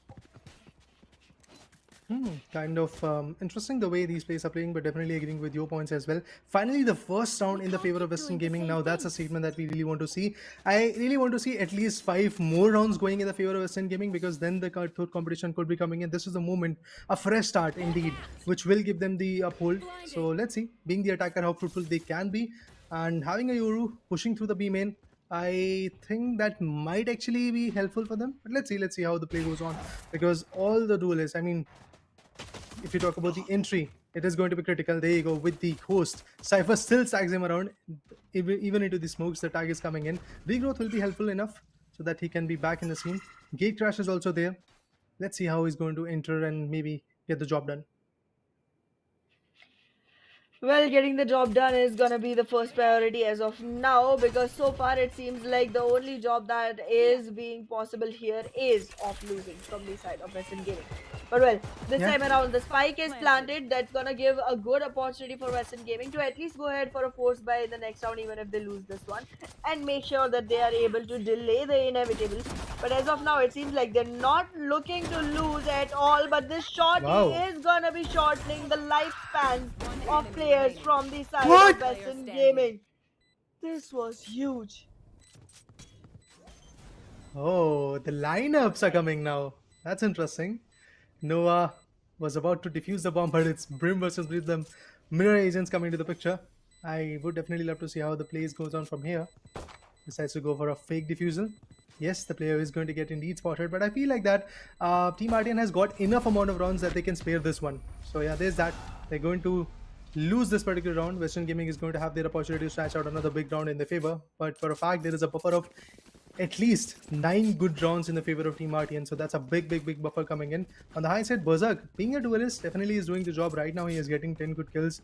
Yes, got down in 13 of those major rounds, but still, he's surviving. He's trying to fight back. So I feel another good round could be coming in. Maybe this time the hookah approach will be favorable enough. But let's see where the plays are going to be. Because if I'm not wrong, KJ is the one who is utilizing the spike advantage in every round and then in every particular round to be precise. With the Vandal, they're going to push through the hookah. Few of the players are trying to actually create a lot of distraction into this particular side as well. But there you go. Vandals and the Spectres are definitely being fruitful. But what is this? With the classic, definitely damages the player out. The Pain Shield goes in. It's going to take the player down. Wow, Makalov definitely is going to play with the strategies this time. Well, let's see how this turns around. As of now, it seems like Accelerate is gonna be stuck in a very tight pickle. 1v4, not really looking like one that can be won, and there it is. Now it is 4v none. I am still not able to wrap my head around what Noah was trying to do in the round before this because it was a 1v1, remember? And at that point of Yeah. time, the fight did not seem like it was one that could be, coming out victorious for the side of Noah. So he decided to just navigate through the teleportal, which seemed very weird to me because, again, he had just a classic, not much to say, and dying to the spike, he could have actually gotten himself some creds that could help him in the next round. But well, that choice is still gonna bother me for tonight's sleep. But we are into round number 15 nonetheless. Interesting one. And there you go. The dimensional drift has been utilized. They might be in the lamps, and that's exactly what is the case.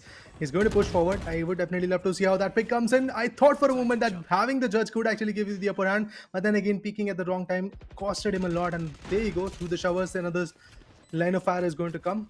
But still, the bomb has been successfully planted. Regrowth will be utilized. There is nobody who is damaged that much except the sky itself. So obviously, she won't be able to heal himself.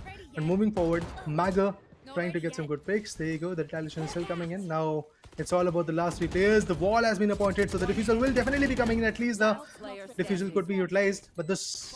Oh, Swarm Grenades have been utilized. All of a sudden, all the 3 players have been taken down. Team RTN definitely had the initial advantage, but right now they're just getting shattered. But look at this! A wall bangable shot came in. Definitely could have damaged the... This is no problem. KJ. But no, that's not the case. Now another storm grenade goes in. Is going to get burst off, and definitely the damage will be there. Look at this, another successful round in the favor of Team Western Gaming, and definitely they are pushing back. Being the attackers, they're doing a decent job of getting the opportunities and also winning the particular rounds. But remember, guys, they're coming way too close. The opponents are coming way too close. It is coming down to a 1v1 fight, and in a 1v1 fight, there is not a lot of chance that you can really have. Absolutely, it becomes a very 50-50 situation, and you just have to play the odds. But as of now, talking Yeah. about this particular round, we are going to be into the 16th one of the game, and it seems like the kind of momentum that has been taken control over by the side of Western Gaming. They are looking to roll the game in their favor in no time at all. A couple more rounds, and they will find themselves in a comfortable spot. But before that, they have to make sure that RTN is not getting any rounds at all for the next three ones. But look at the way Payne is going on dishing out damage with that sheriff, punishable and yet offensive. Well, Sky is just trying to break the wall so that they can make an entry to the showers. But apart from that, in order the retaliation, slow up comes in. Even with the sheriff, this guy Patrat is not going to stop. Patrat finds a beautiful pick onto the Sky of the opponent's team. And with that, Team RTN maybe finally be able to come up with the match point. Ooh, another good pick from Patrat. Quite a few precision plays. The battle stage is on. And as we can see, 2K coming in from Sage was absolutely amazing. But that Team RTN now is actually there in the match point, and on the high side, Western definitely is able to establish their dominance for few rounds initially. But now, when it comes to the buy rounds, when it comes to those rounds where RTN is comfortable with their utils, they're using their credits to fully equip themselves with the right choice of weapons and also the right choice of utils. Now they are actually looking very, very good, and they are dishing out the damage that they really wanted to do. Mago with the Vandal will be holding the lamps, patiently waiting. Obviously, that Trailblazer and the blinds can be very, very helpful. So let's see how the fight goes on from here. But beyond the hookah side, we have an AWP coming in by Payne. Yes, he was quite fruitful in the initial few rounds, but now, oh, the shorty. This will be good. Get out of here. My ult's ready. Oh, an early value from the operator. Payne is already gonna go ahead and capitalize onto the numbers for the side of Team RT. And well, with the smokes already coming in, Payne is not going to be able to find more. That's what I thought, but the showstopper is gonna shut Markel off as well. And now it's a 3v3 scenario. Still not lost. Payne just yet. Oh goodness, that's close for an operator. Wow. Did not work out. 1v1, but it closes the Wow. game in the favor of Actually. RTN. Safe once more. I mean, I have to say, this battle Sage was absolutely amazing. If you talk about the last few rounds, definitely Sage is the particular agent which was able to clutch out the final kills and was able to establish the dominance. And yes, our winners of this beautiful BO1 scenario in the eliminations bracket will be Team RTN. Beautiful performance indeed. And with that, they are definitely able to establish the dominance. Yes, this was not that cutthroat of a competition, but indeed not a 13-0 to be precise. So that's good. But yes, beyond that, if you talk about the last few rounds of the first half, definitely there was a notion of Western Gaming trying to bounce back, trying to retaliate, trying to get some good job done, and that's exactly what they did. Initially, if I'm not wrong, the 12th round was in the favor of Western Gaming, but after that, Yep. the pistol round came into their favor, the SMG one came into the favor, and also the bonus round was also in their favor. But then Sage decided that it's enough. We are going to perform. Patrat manages to take few players down with the sheriff, and then instantly in the next round was able to come up with a 1v2, and that's how 13-14 came in. 13-4 to be precise came in. Yeah. Exactly. I mean, I am taking back my words of saying that Jet needs to be replaced by Yoru. No, no, no. She needs to be replaced by a battle sage. That's how things are right now. I mean, the more power you put into your sage, the better she becomes, and that's just one way of being able to see that epitome come into action, and it really worked out.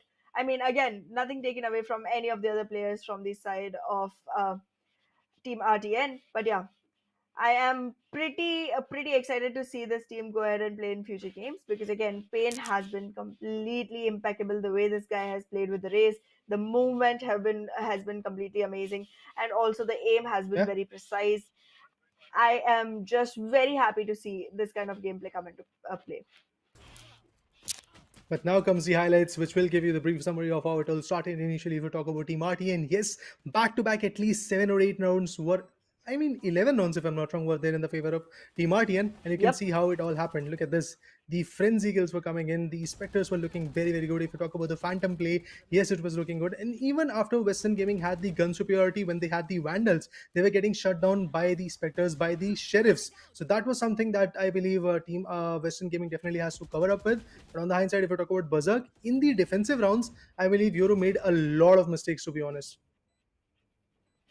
Absolutely, there had to be much more coming in from the side of Berserk, but well, he was quite tightly knit. He wasn't able to go ahead and explore the full potential of the Mhm. agent that he was using, and that just turned out to be a very downside move for the side of Western Gaming. But well, in any case, Team RTN, the way they have played, the way they have executed their rounds, it was tell from the way these frags came in that there's a huge difference in Yeah. the game sense in these two teams because RTN was able to predict and expect the next coming player, the next coming teleportal, Mhm. and every single time they were right. And on the basis of prediction itself, they were able to squeeze a lot of rounds.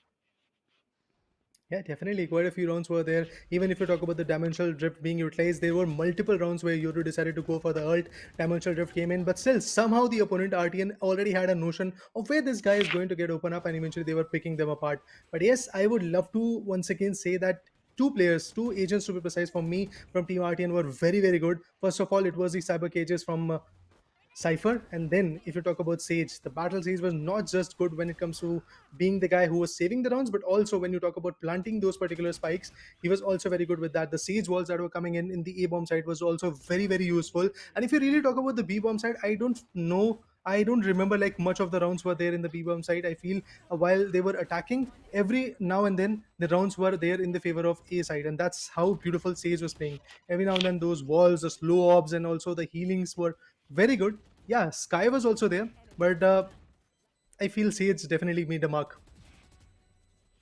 Sure did, sure did. I mean, the way the game has been played from the side of Team RTN has left its own mark, in shining letters onto this particular tournament because they've been very impeccable. Again, it was a one-sided scoreline, wasn't as bigger difference as we saw in the last match. But then again, Yeah, there was definitely a showcase of strategies on this one particularly, and we were able yeah. to see how things are adjusting with each other, how the changes are coming in from the side of Western Gaming, going ahead and acquiring a couple of rounds for themselves. This was a very beautiful match nonetheless, but I'm trying to look for a little more cutthroatness in the matches just to keep me on my toes. But yeah, overall, the game was completely amazing.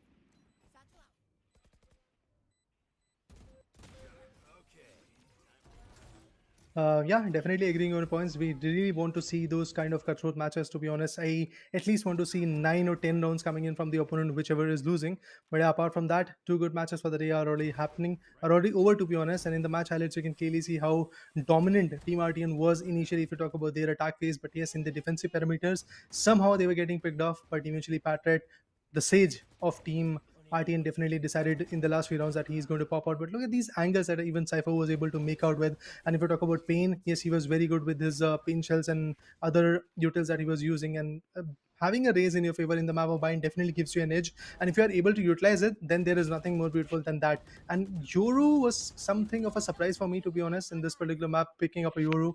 And also, he tried his level best to get some good utils and get some good outputs. But in the later stages, if you really talk about the matchups, I feel somehow Yoru was just getting countered every now and then. But yes, the judge picks were good. I thought for a moment like Western, if they could have decided to go for the judge earlier, maybe in the initial few rounds, they could have easily broken down that momentum. And if that momentum would have been broken, I guess Western Gaming could have at least get few more rounds in their favor. But at the end, it's done. Whatever happened, happened. And it's Team RTN which is going to move forward. But yes, they have a lot of scope of learning. So I feel, yes, the improvement is going to be there for both the teams, particularly. Absolutely. I did appreciate the way RDN was playing when it came down to the aims, when it came down to the flicks. All of that was pretty on point. But yes, what I liked most was the coordination between the team. They were always ready to go ahead and trade the players from the opposite side. Whenever they were losing a player, there was someone available to go ahead and pick off the player on the other side and make sure that the damage is equalized or at least put into their own favor, never losing grip or control of the rounds, making sure that every single time they were finding themselves on the upper hand on most of the rounds. This just put RTN at a very confident level, and that confidence was showing not only in their gameplay, not only in their witty, on the fly decision making, but also on their scoreline. Well, yeah, scoreline is something which matters a lot. You definitely want to put some higher scores in that particular scenario. And due to those 11-1 scores or 11-0, to be honest, initially, if you talk about the first half, there was a lot of pressure on Team Western Gaming. But it started to lift off if we talk about the last few rounds. But then again, Sage, every now and then, if you talk about this previous match, I am going to coin the term Sage. I'm going to talk about that particular agent. I'm going to talk about Patrat because he was very good when it comes to the last few clutches. But for now, we're going to take a quick short break and we'll be back to see what happens next because there is one more match for the day left.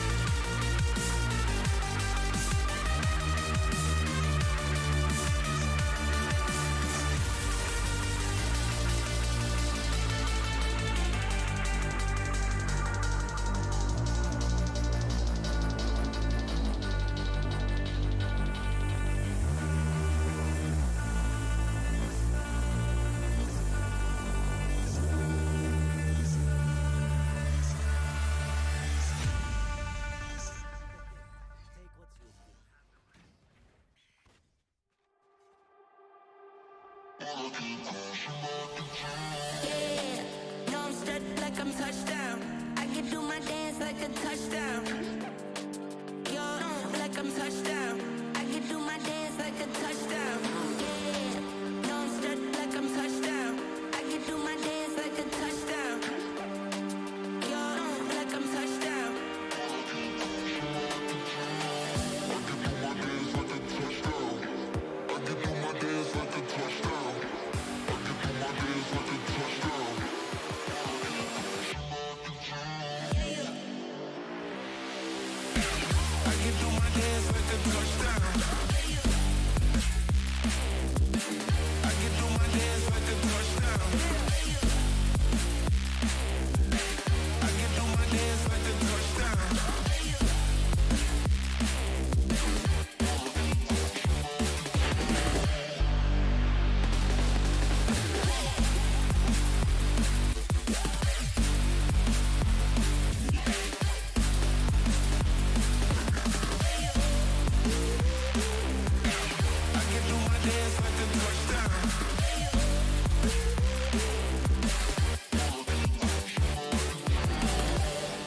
No, I'm stuck like I'm touchdown. I can do my dance like a touchdown. Yo, like I'm touchdown. I can do my dance like a touchdown. Yeah, no, I'm stuck like I'm touchdown. I can do my dance like a touchdown. Yo, like I'm touchdown. I can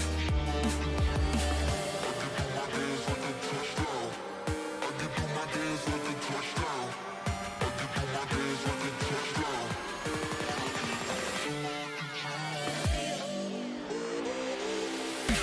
I can do my dance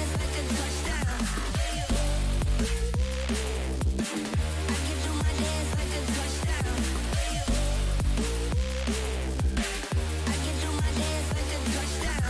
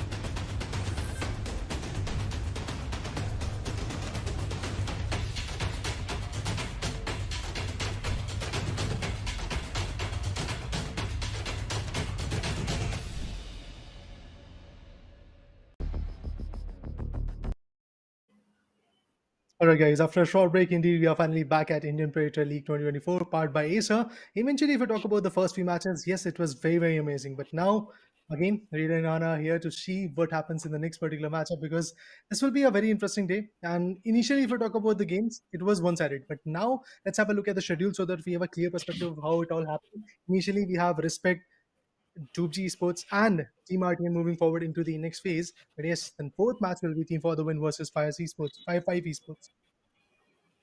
Exactly. Now from FEW and Fire 5, who is gonna win this fourth Yeah. match of the day, third on-screen match of the day is gonna be the Yeah. question. I'm looking forward to seeing a close one this time. Things have been developing since the first towards the second on-screen match, and this is the third one. I'm hoping bigger Mhm. things from here. Well, let's see which particular map it is going to be. Well, I believe Haven is the map. Now that will be interesting because again, you have three sides to hold, you have three sides to play against, and attackers will be team for the win. 5-5 on the hindsight is going to defend. Initially, first 12 rounds will be very, very crucial. I definitely would love to see how the defenders are going to play because if you talk about the past few matches, we have seen defenders crumbling down a lot, attackers being very fruitful. But this time, things might be different because again, maps like Bind, Ascent, even Lotus are outside the equation. But let's talk about the agent selection. Let's see which particular type of agents are going to come. We do have an Omen already getting, I guess, picked up by a team for the win. Apart from that, a Jet. This will be interesting, Anna. Absolutely. A jet is always, an indisposable agent for any of the teams. But I feel like there's going to be a double initiator composition coming in from the side of FTW. While if you talk, actually, both the teams are trying to go for double initiators. It's just going to be the difference that one side it looks like Sky and Sova, and on the other side, Breach and Sova. Let's see. I feel like Breach is a more, on meta comp that people are using. Sky is gonna be slightly more interesting though. Well, definitely it is going to be interesting to watch how these particular two teams are going to perform because, again, remember, guys, it's a BO1 scenario. You don't have second chances to go with.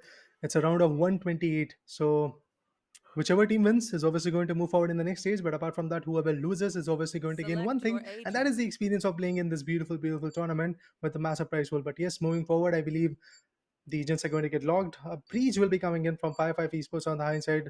Woman is there. We have Sova, we have KJ, we have Jet. Pretty much similar competitions, but yes, for the win is declining the Jet. They are going for the Reina. The Lears will be coming in pretty soon, and I'm definitely looking forward to it. But apart from that, what are your predictions? What do you think? Is it going to be a cutthroat competition or maybe a one-sided one? I feel this might be a cutthroat one. I absolutely want to see this one to be another cutthroat one, but even if it isn't, I feel like if it goes to the kind of agent picks it has been and completely is differentiated on that particular thing, then I feel like FTW might have a better shot for themselves. Considering a team is going Yeah. in with double duelists, I feel like there's a lot more versatility that they can bring into their gameplay, which is going to make it easier for them to go ahead and adapt onto the rounds. So let's see how it's gonna be because on the side of Fire 5, we saw, I guess, double initiator, which was Breach and Sova. So I think that's gonna be a very, describing difference between the two teams. Yeah, definitely. It will be very interesting. To be honest, the first few rounds is going to have some kind of insight for us as a caster and also for our audience that how these teams love to perform. But then again, as soon as like let's say first 5 rounds are going to happen, maybe some more evolution, maybe some different tactics will be coming in because I definitely am craving for those strategies. But yeah, the last game is going to get started pretty soon, and there you go. The match is about to begin in just a few seconds, and it does feel like that from the garage could be the entry, or maybe the B site is where these players are trying to step in. But yes, Reina and the other duelists are already moving forward, and it does feel like that B or maybe the garage could be the side. But what is that? Robo with the Sheriff finds one. Not just that, 2K is coming in. Jet is actually on fire. The way this particular agent is performing, the guy is playing is absolutely amazing. Now we are left with just the KJ and the Soa. Both of them are in going to be a big trouble. Alarm bots, swarm grenades, whatever they want, multiple barrage of utilities, and Fight Cyber was able to take them down. What? A One enemy complete turn remaining. of events coming in. Now it's the last player surviving. KJ versus Sova. KJ had barely some HP. It's done, but still, I would love to say in the C entry area, in the C long area, definitely KJ and Sova did a massive amount of damage onto those guys. Look at the replay. Exactly. I mean, at this particular point of time, it seemed like all was already done for the side of Team FTW. Once they started coming back into the game, it seemed like they were going to be able to snatch the round again, but then Fire 5 was able to close it in their own favor. Again, this was a very, single-handedly squeezed round for the side of Team FTW by Sova and KJ, as we were discussing earlier.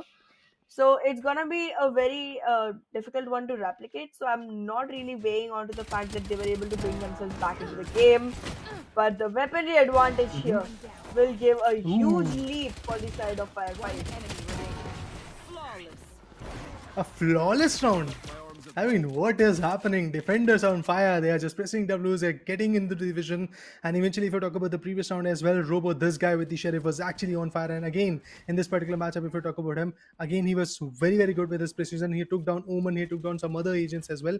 So it's looking very amazing. But if I talk about TS Wag, T-Swag to be precise, he was also very on point with this precision. But now holding the carriage is going to be the key point. Yes, we have some alarm bots, we have some swarm grenades, we have turret by KJ, which is going to get appointed as well. But there is nobody lurking in the A-bomb side. This can be very troublesome, but I feel the pressure is already going to be in this particular side. Maybe C and on the B.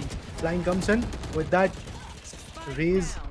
Oh, my bad. Jet is actually pushing forward, and Jet definitely finds a very beautiful output. Reina also gets taken down. No Lear, no dismissal, nothing coming into the picture. And now it's all about the last guy, Omen. He also gets taken down. Definitely in this particular round, Team for the Win came close, but not close enough to completely shut this round in their favor.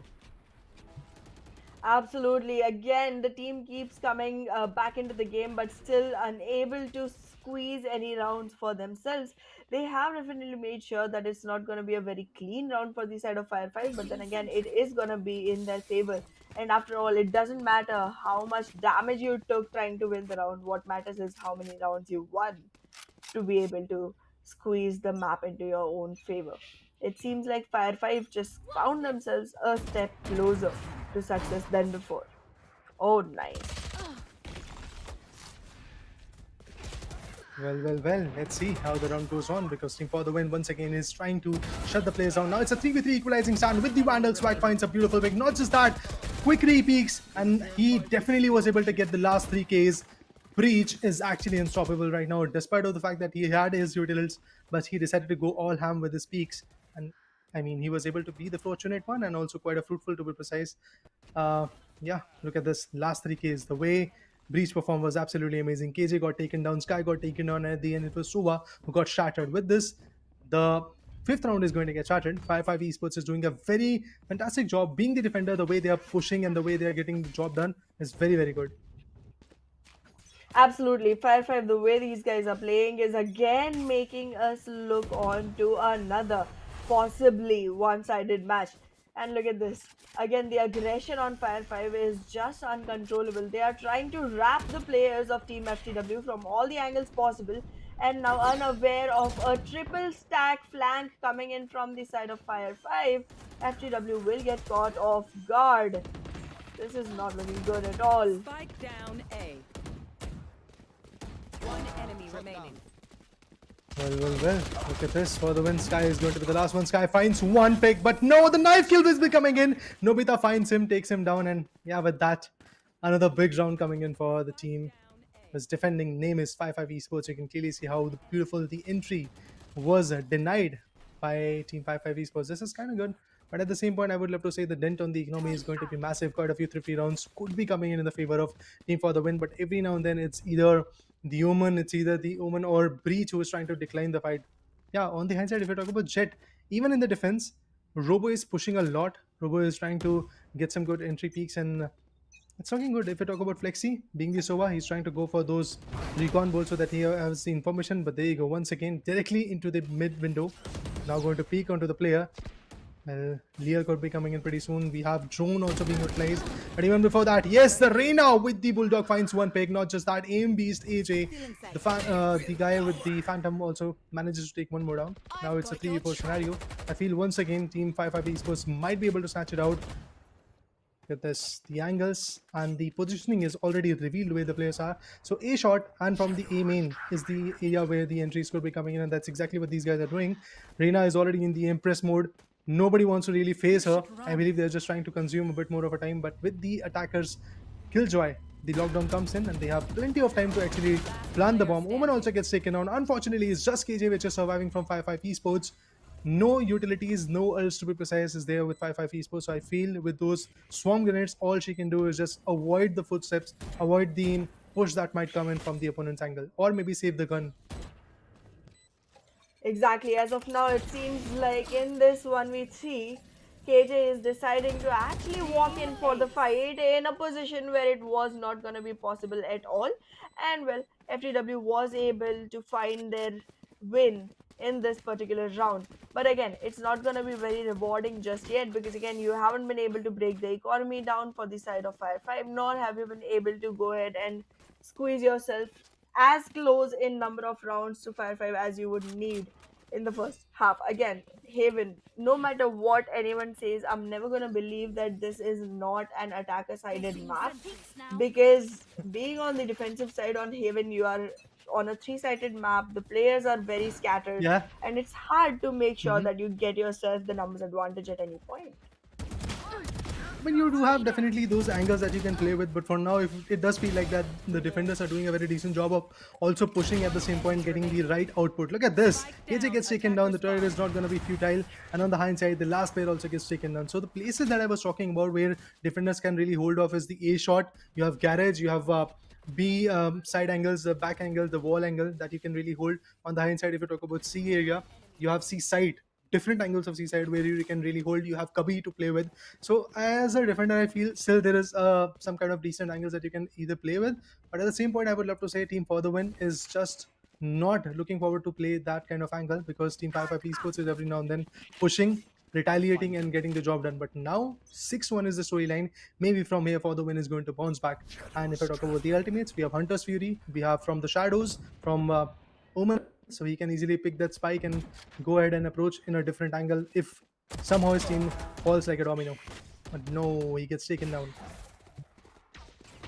Well, I'm pretty amazed of the way Flexi is playing. Instead of going in for the utils, he's just One enemy single-handedly peeking angles and collecting information that way instead of using his abilities to go ahead and do that.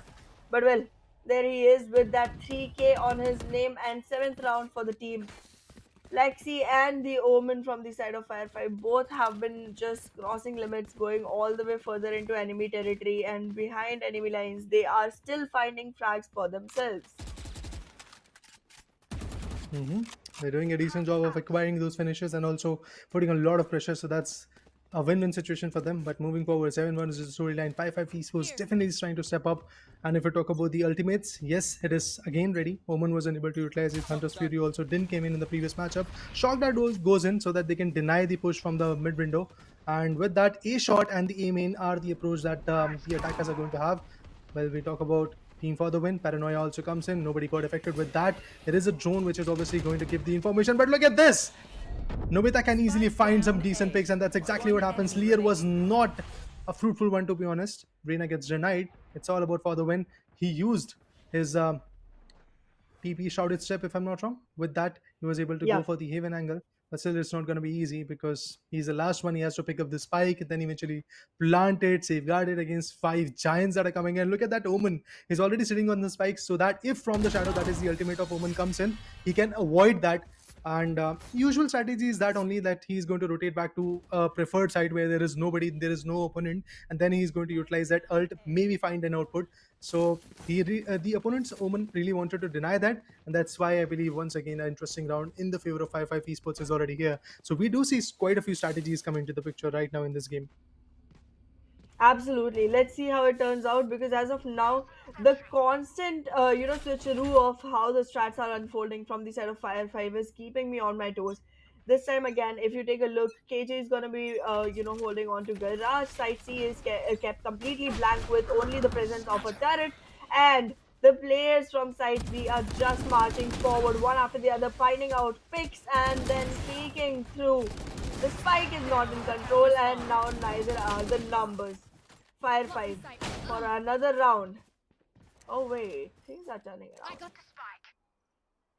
hmm Once again, a situation where 2v4 was supposed to happen.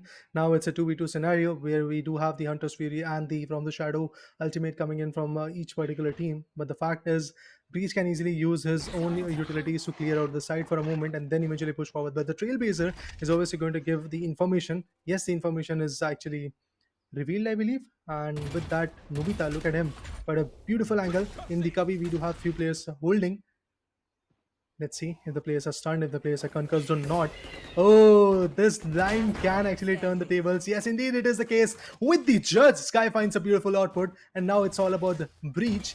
Players are going to rotate back to A bomb side. They have plenty of time to rotate back from the A shot. They can easily make an entry, then eventually 30 plant the seconds bomb. left. And also, this particular guy, the Sky has got the regrowth. So if somehow Sova gets damaged, he can still be there. But I feel Sova is going to play for the lineups. Well, let's see if Sova is going to be able to find himself the lineups. Well, he won't require them at all to begin with because Dagger will be able to shove the knife deeper into the players of Fire 5. Another round coming in for the side of Team FTW, but it seems like they woke up, but just a little bit too late. Yeah, they decided to go all ham. They were able to retaliate against 4 good players. They were able to cut short the competition to just last 2 players remaining in the game. But then again, if we talk about those 2 players, they were very precise with their aim, and the way opponent performed, to be precise, if we talk about Team for the win, was absolutely amazing. Now, No. Robo, he definitely wants to find some output. Has got the ultimate.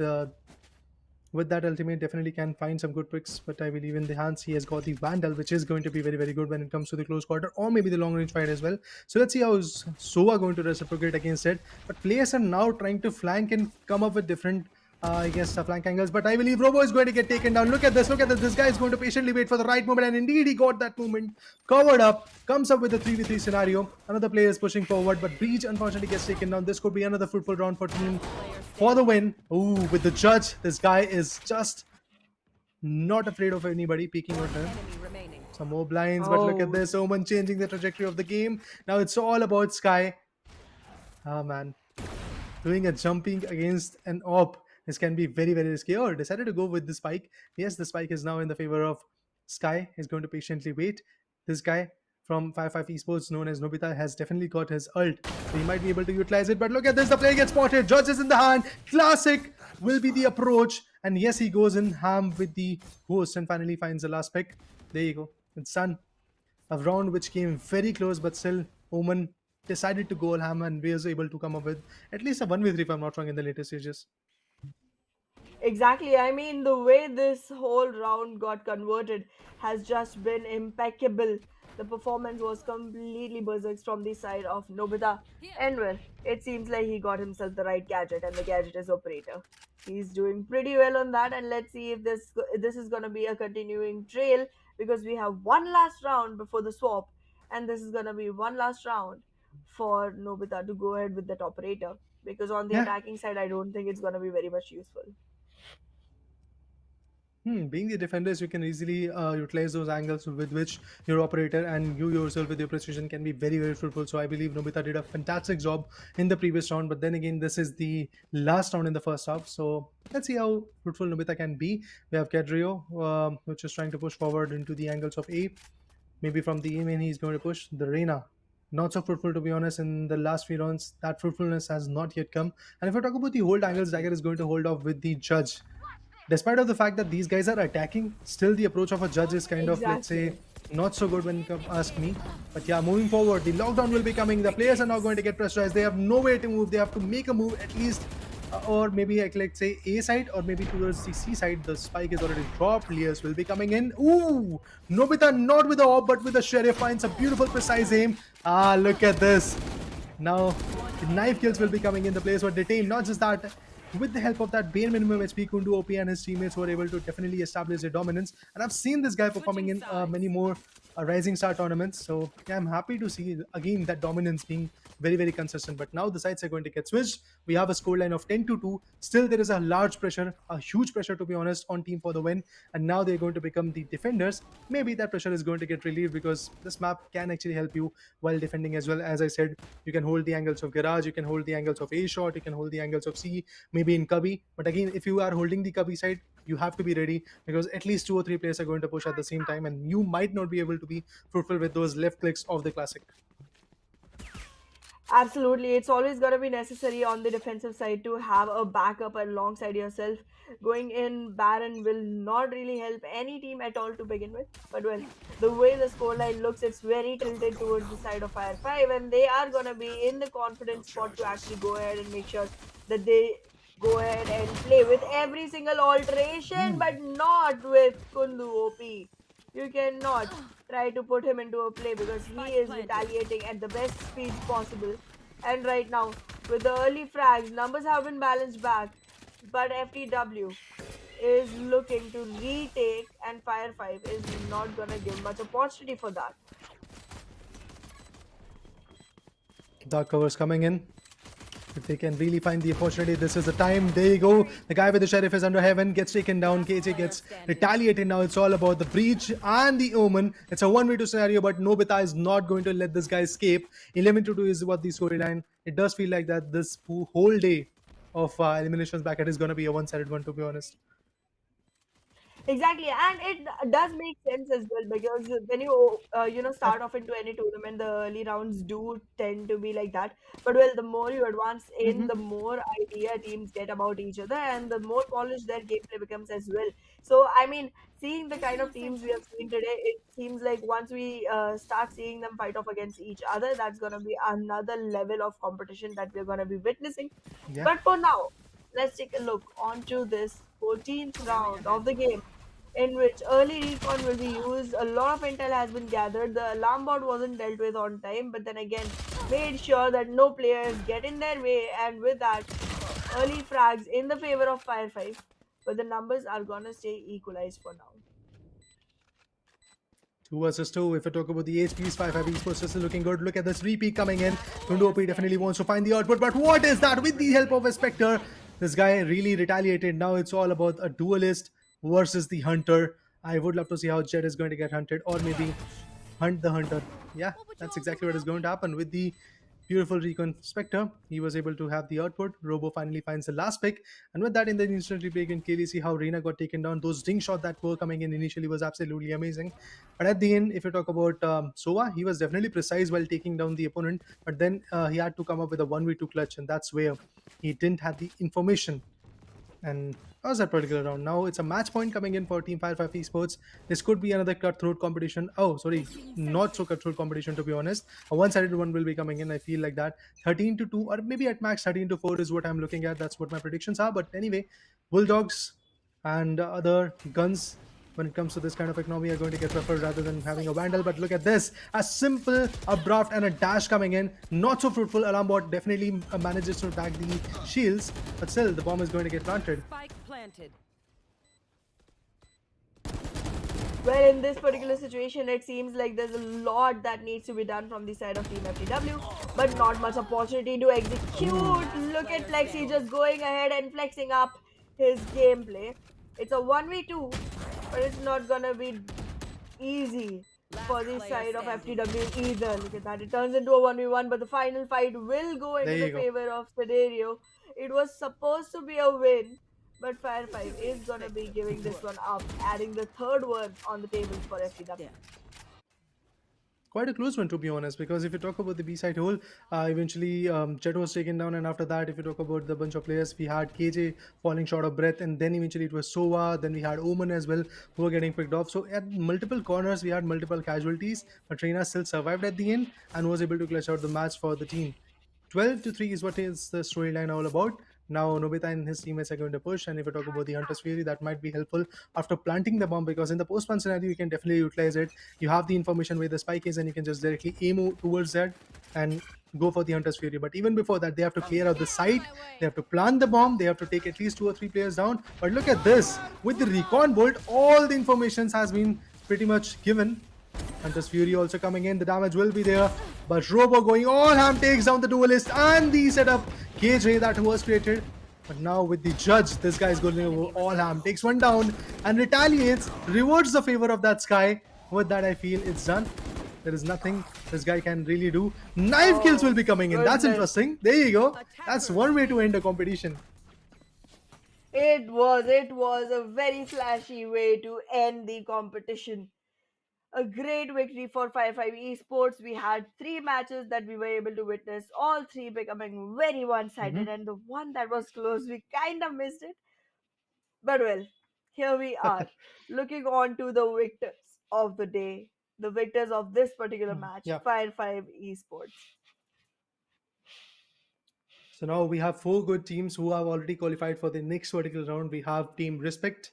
We have got this 5-5 Esports. We have DUPG Esports. And then again, if you talk about the other team who performed in the map of Bind, there was another beautiful opponent coming into the picture. So I believe whole day was absolutely impressive, but kind of a one-sided matchup.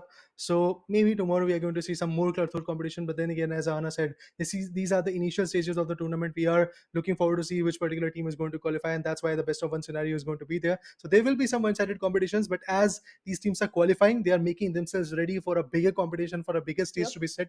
And in that perspective, maybe these teams are going to have some trouble. So for those scenarios, they're going to watch every single guy who is qualifying, and also off the stream, whichever the game is going on, they're going to have an eye on that perspective. And yes, they will have the right information. But maybe in the upcoming stages, we will see a bit more off strategies. Yes, in this particular matchup, if we talk about the map of Haven, we had some strategies come into the picture. You talk about the lineups, you talk about the Hunter's Fury, and the utilities being Yeah. dumped at the right time by Team 5-5 Esports. If we talk about for the win, yes, they were kind of, let's say, in bits and batters.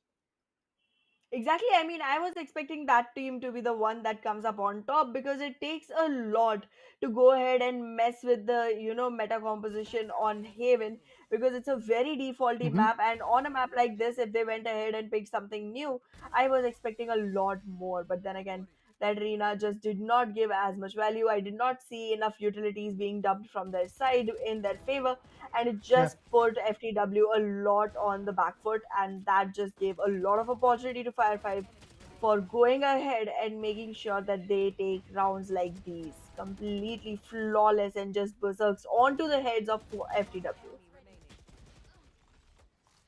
Well, for a fact, I would like to add on that the Leers, the blinds, and eventually, even if we talk about the dismissals and overall the output of a Reina was not even there. But yes, if I talk about Swag, this guy with the breach was absolutely phenomenal because his aim duels were working out, his utilities were working out. Even if I talk about the omen of both the teams, they were very, very good. But yes, somewhere around those duelists were unable to get the job done, specifically from Team for the Win. Yes, Robo was very, very confident with his picks initially, if we talk about the first few rounds, but later stages, yes, he was falling down. In the later stages, yes, he was getting shut down. But still, look at this. The way Sova held the angle and took the players down was absolutely amazing. I mean, those precision, those strategies, those holds were also very, very good. But 5-5 Esports overall looked very confident. Yeah, they were not a lot of Ws to be honest in the later stages, but still they were confident with their plays. They were confident that they are rotating in a particular side, in a particular angle way. They will definitely find the opponent and they will shut them down. Look at these kind of runs. Nobita in the later stages was also very, very good. If you talk about his precision with the op, you talk about his vandal, you talk about his ghost shots, every particular thing that Nobita was trying to do was actually working out. Exactly. It seems like Nobita had his Doraemon onto himself and the right gadgets were working out. I mean, Okay. it was very it was very particular, specifically the round which was literally not meant for Fire 5. It Yeah. was illegal for Nobita to go ahead and get that 1v3 on that operator. But he did. And it just Hmm. seemed like he was blessed by the events in that particular round.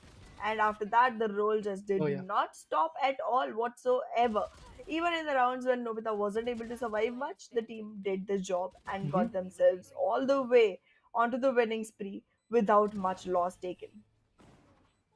I mean, all you need is that spark of momentum, and that's exactly what Nobita got after that 3K with the operator. And he went all ham. He decided to go ham with the Ghost. He decided to go ham with the Classics. He decided to go ham with the Vandals and Phantoms. Whatever he was getting, he was finding some picks, and that was the best part.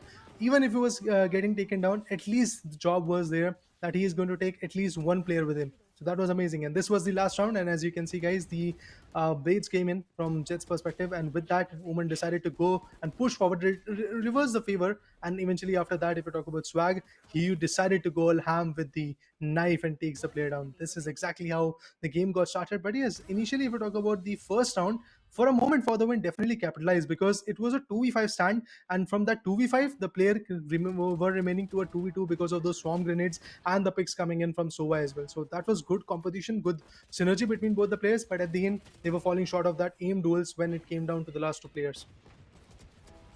Exactly. It was just not working out for the side of FTW. Whenever they were being held into a pickle, it was very hard for them to, crawl back into the game.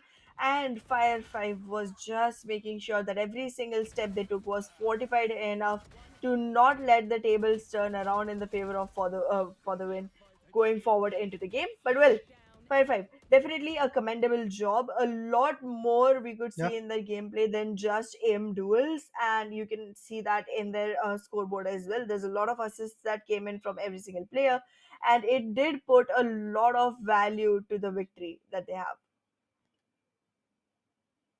I'm sad to see Reina and KJ not giving that output that they really wanted to. To be precise, if you have a KJ, you can easily set up A side or C side with the confidence that if you are there in the C side, you can easily put some swarm grenades or alarm bots in the garage as well.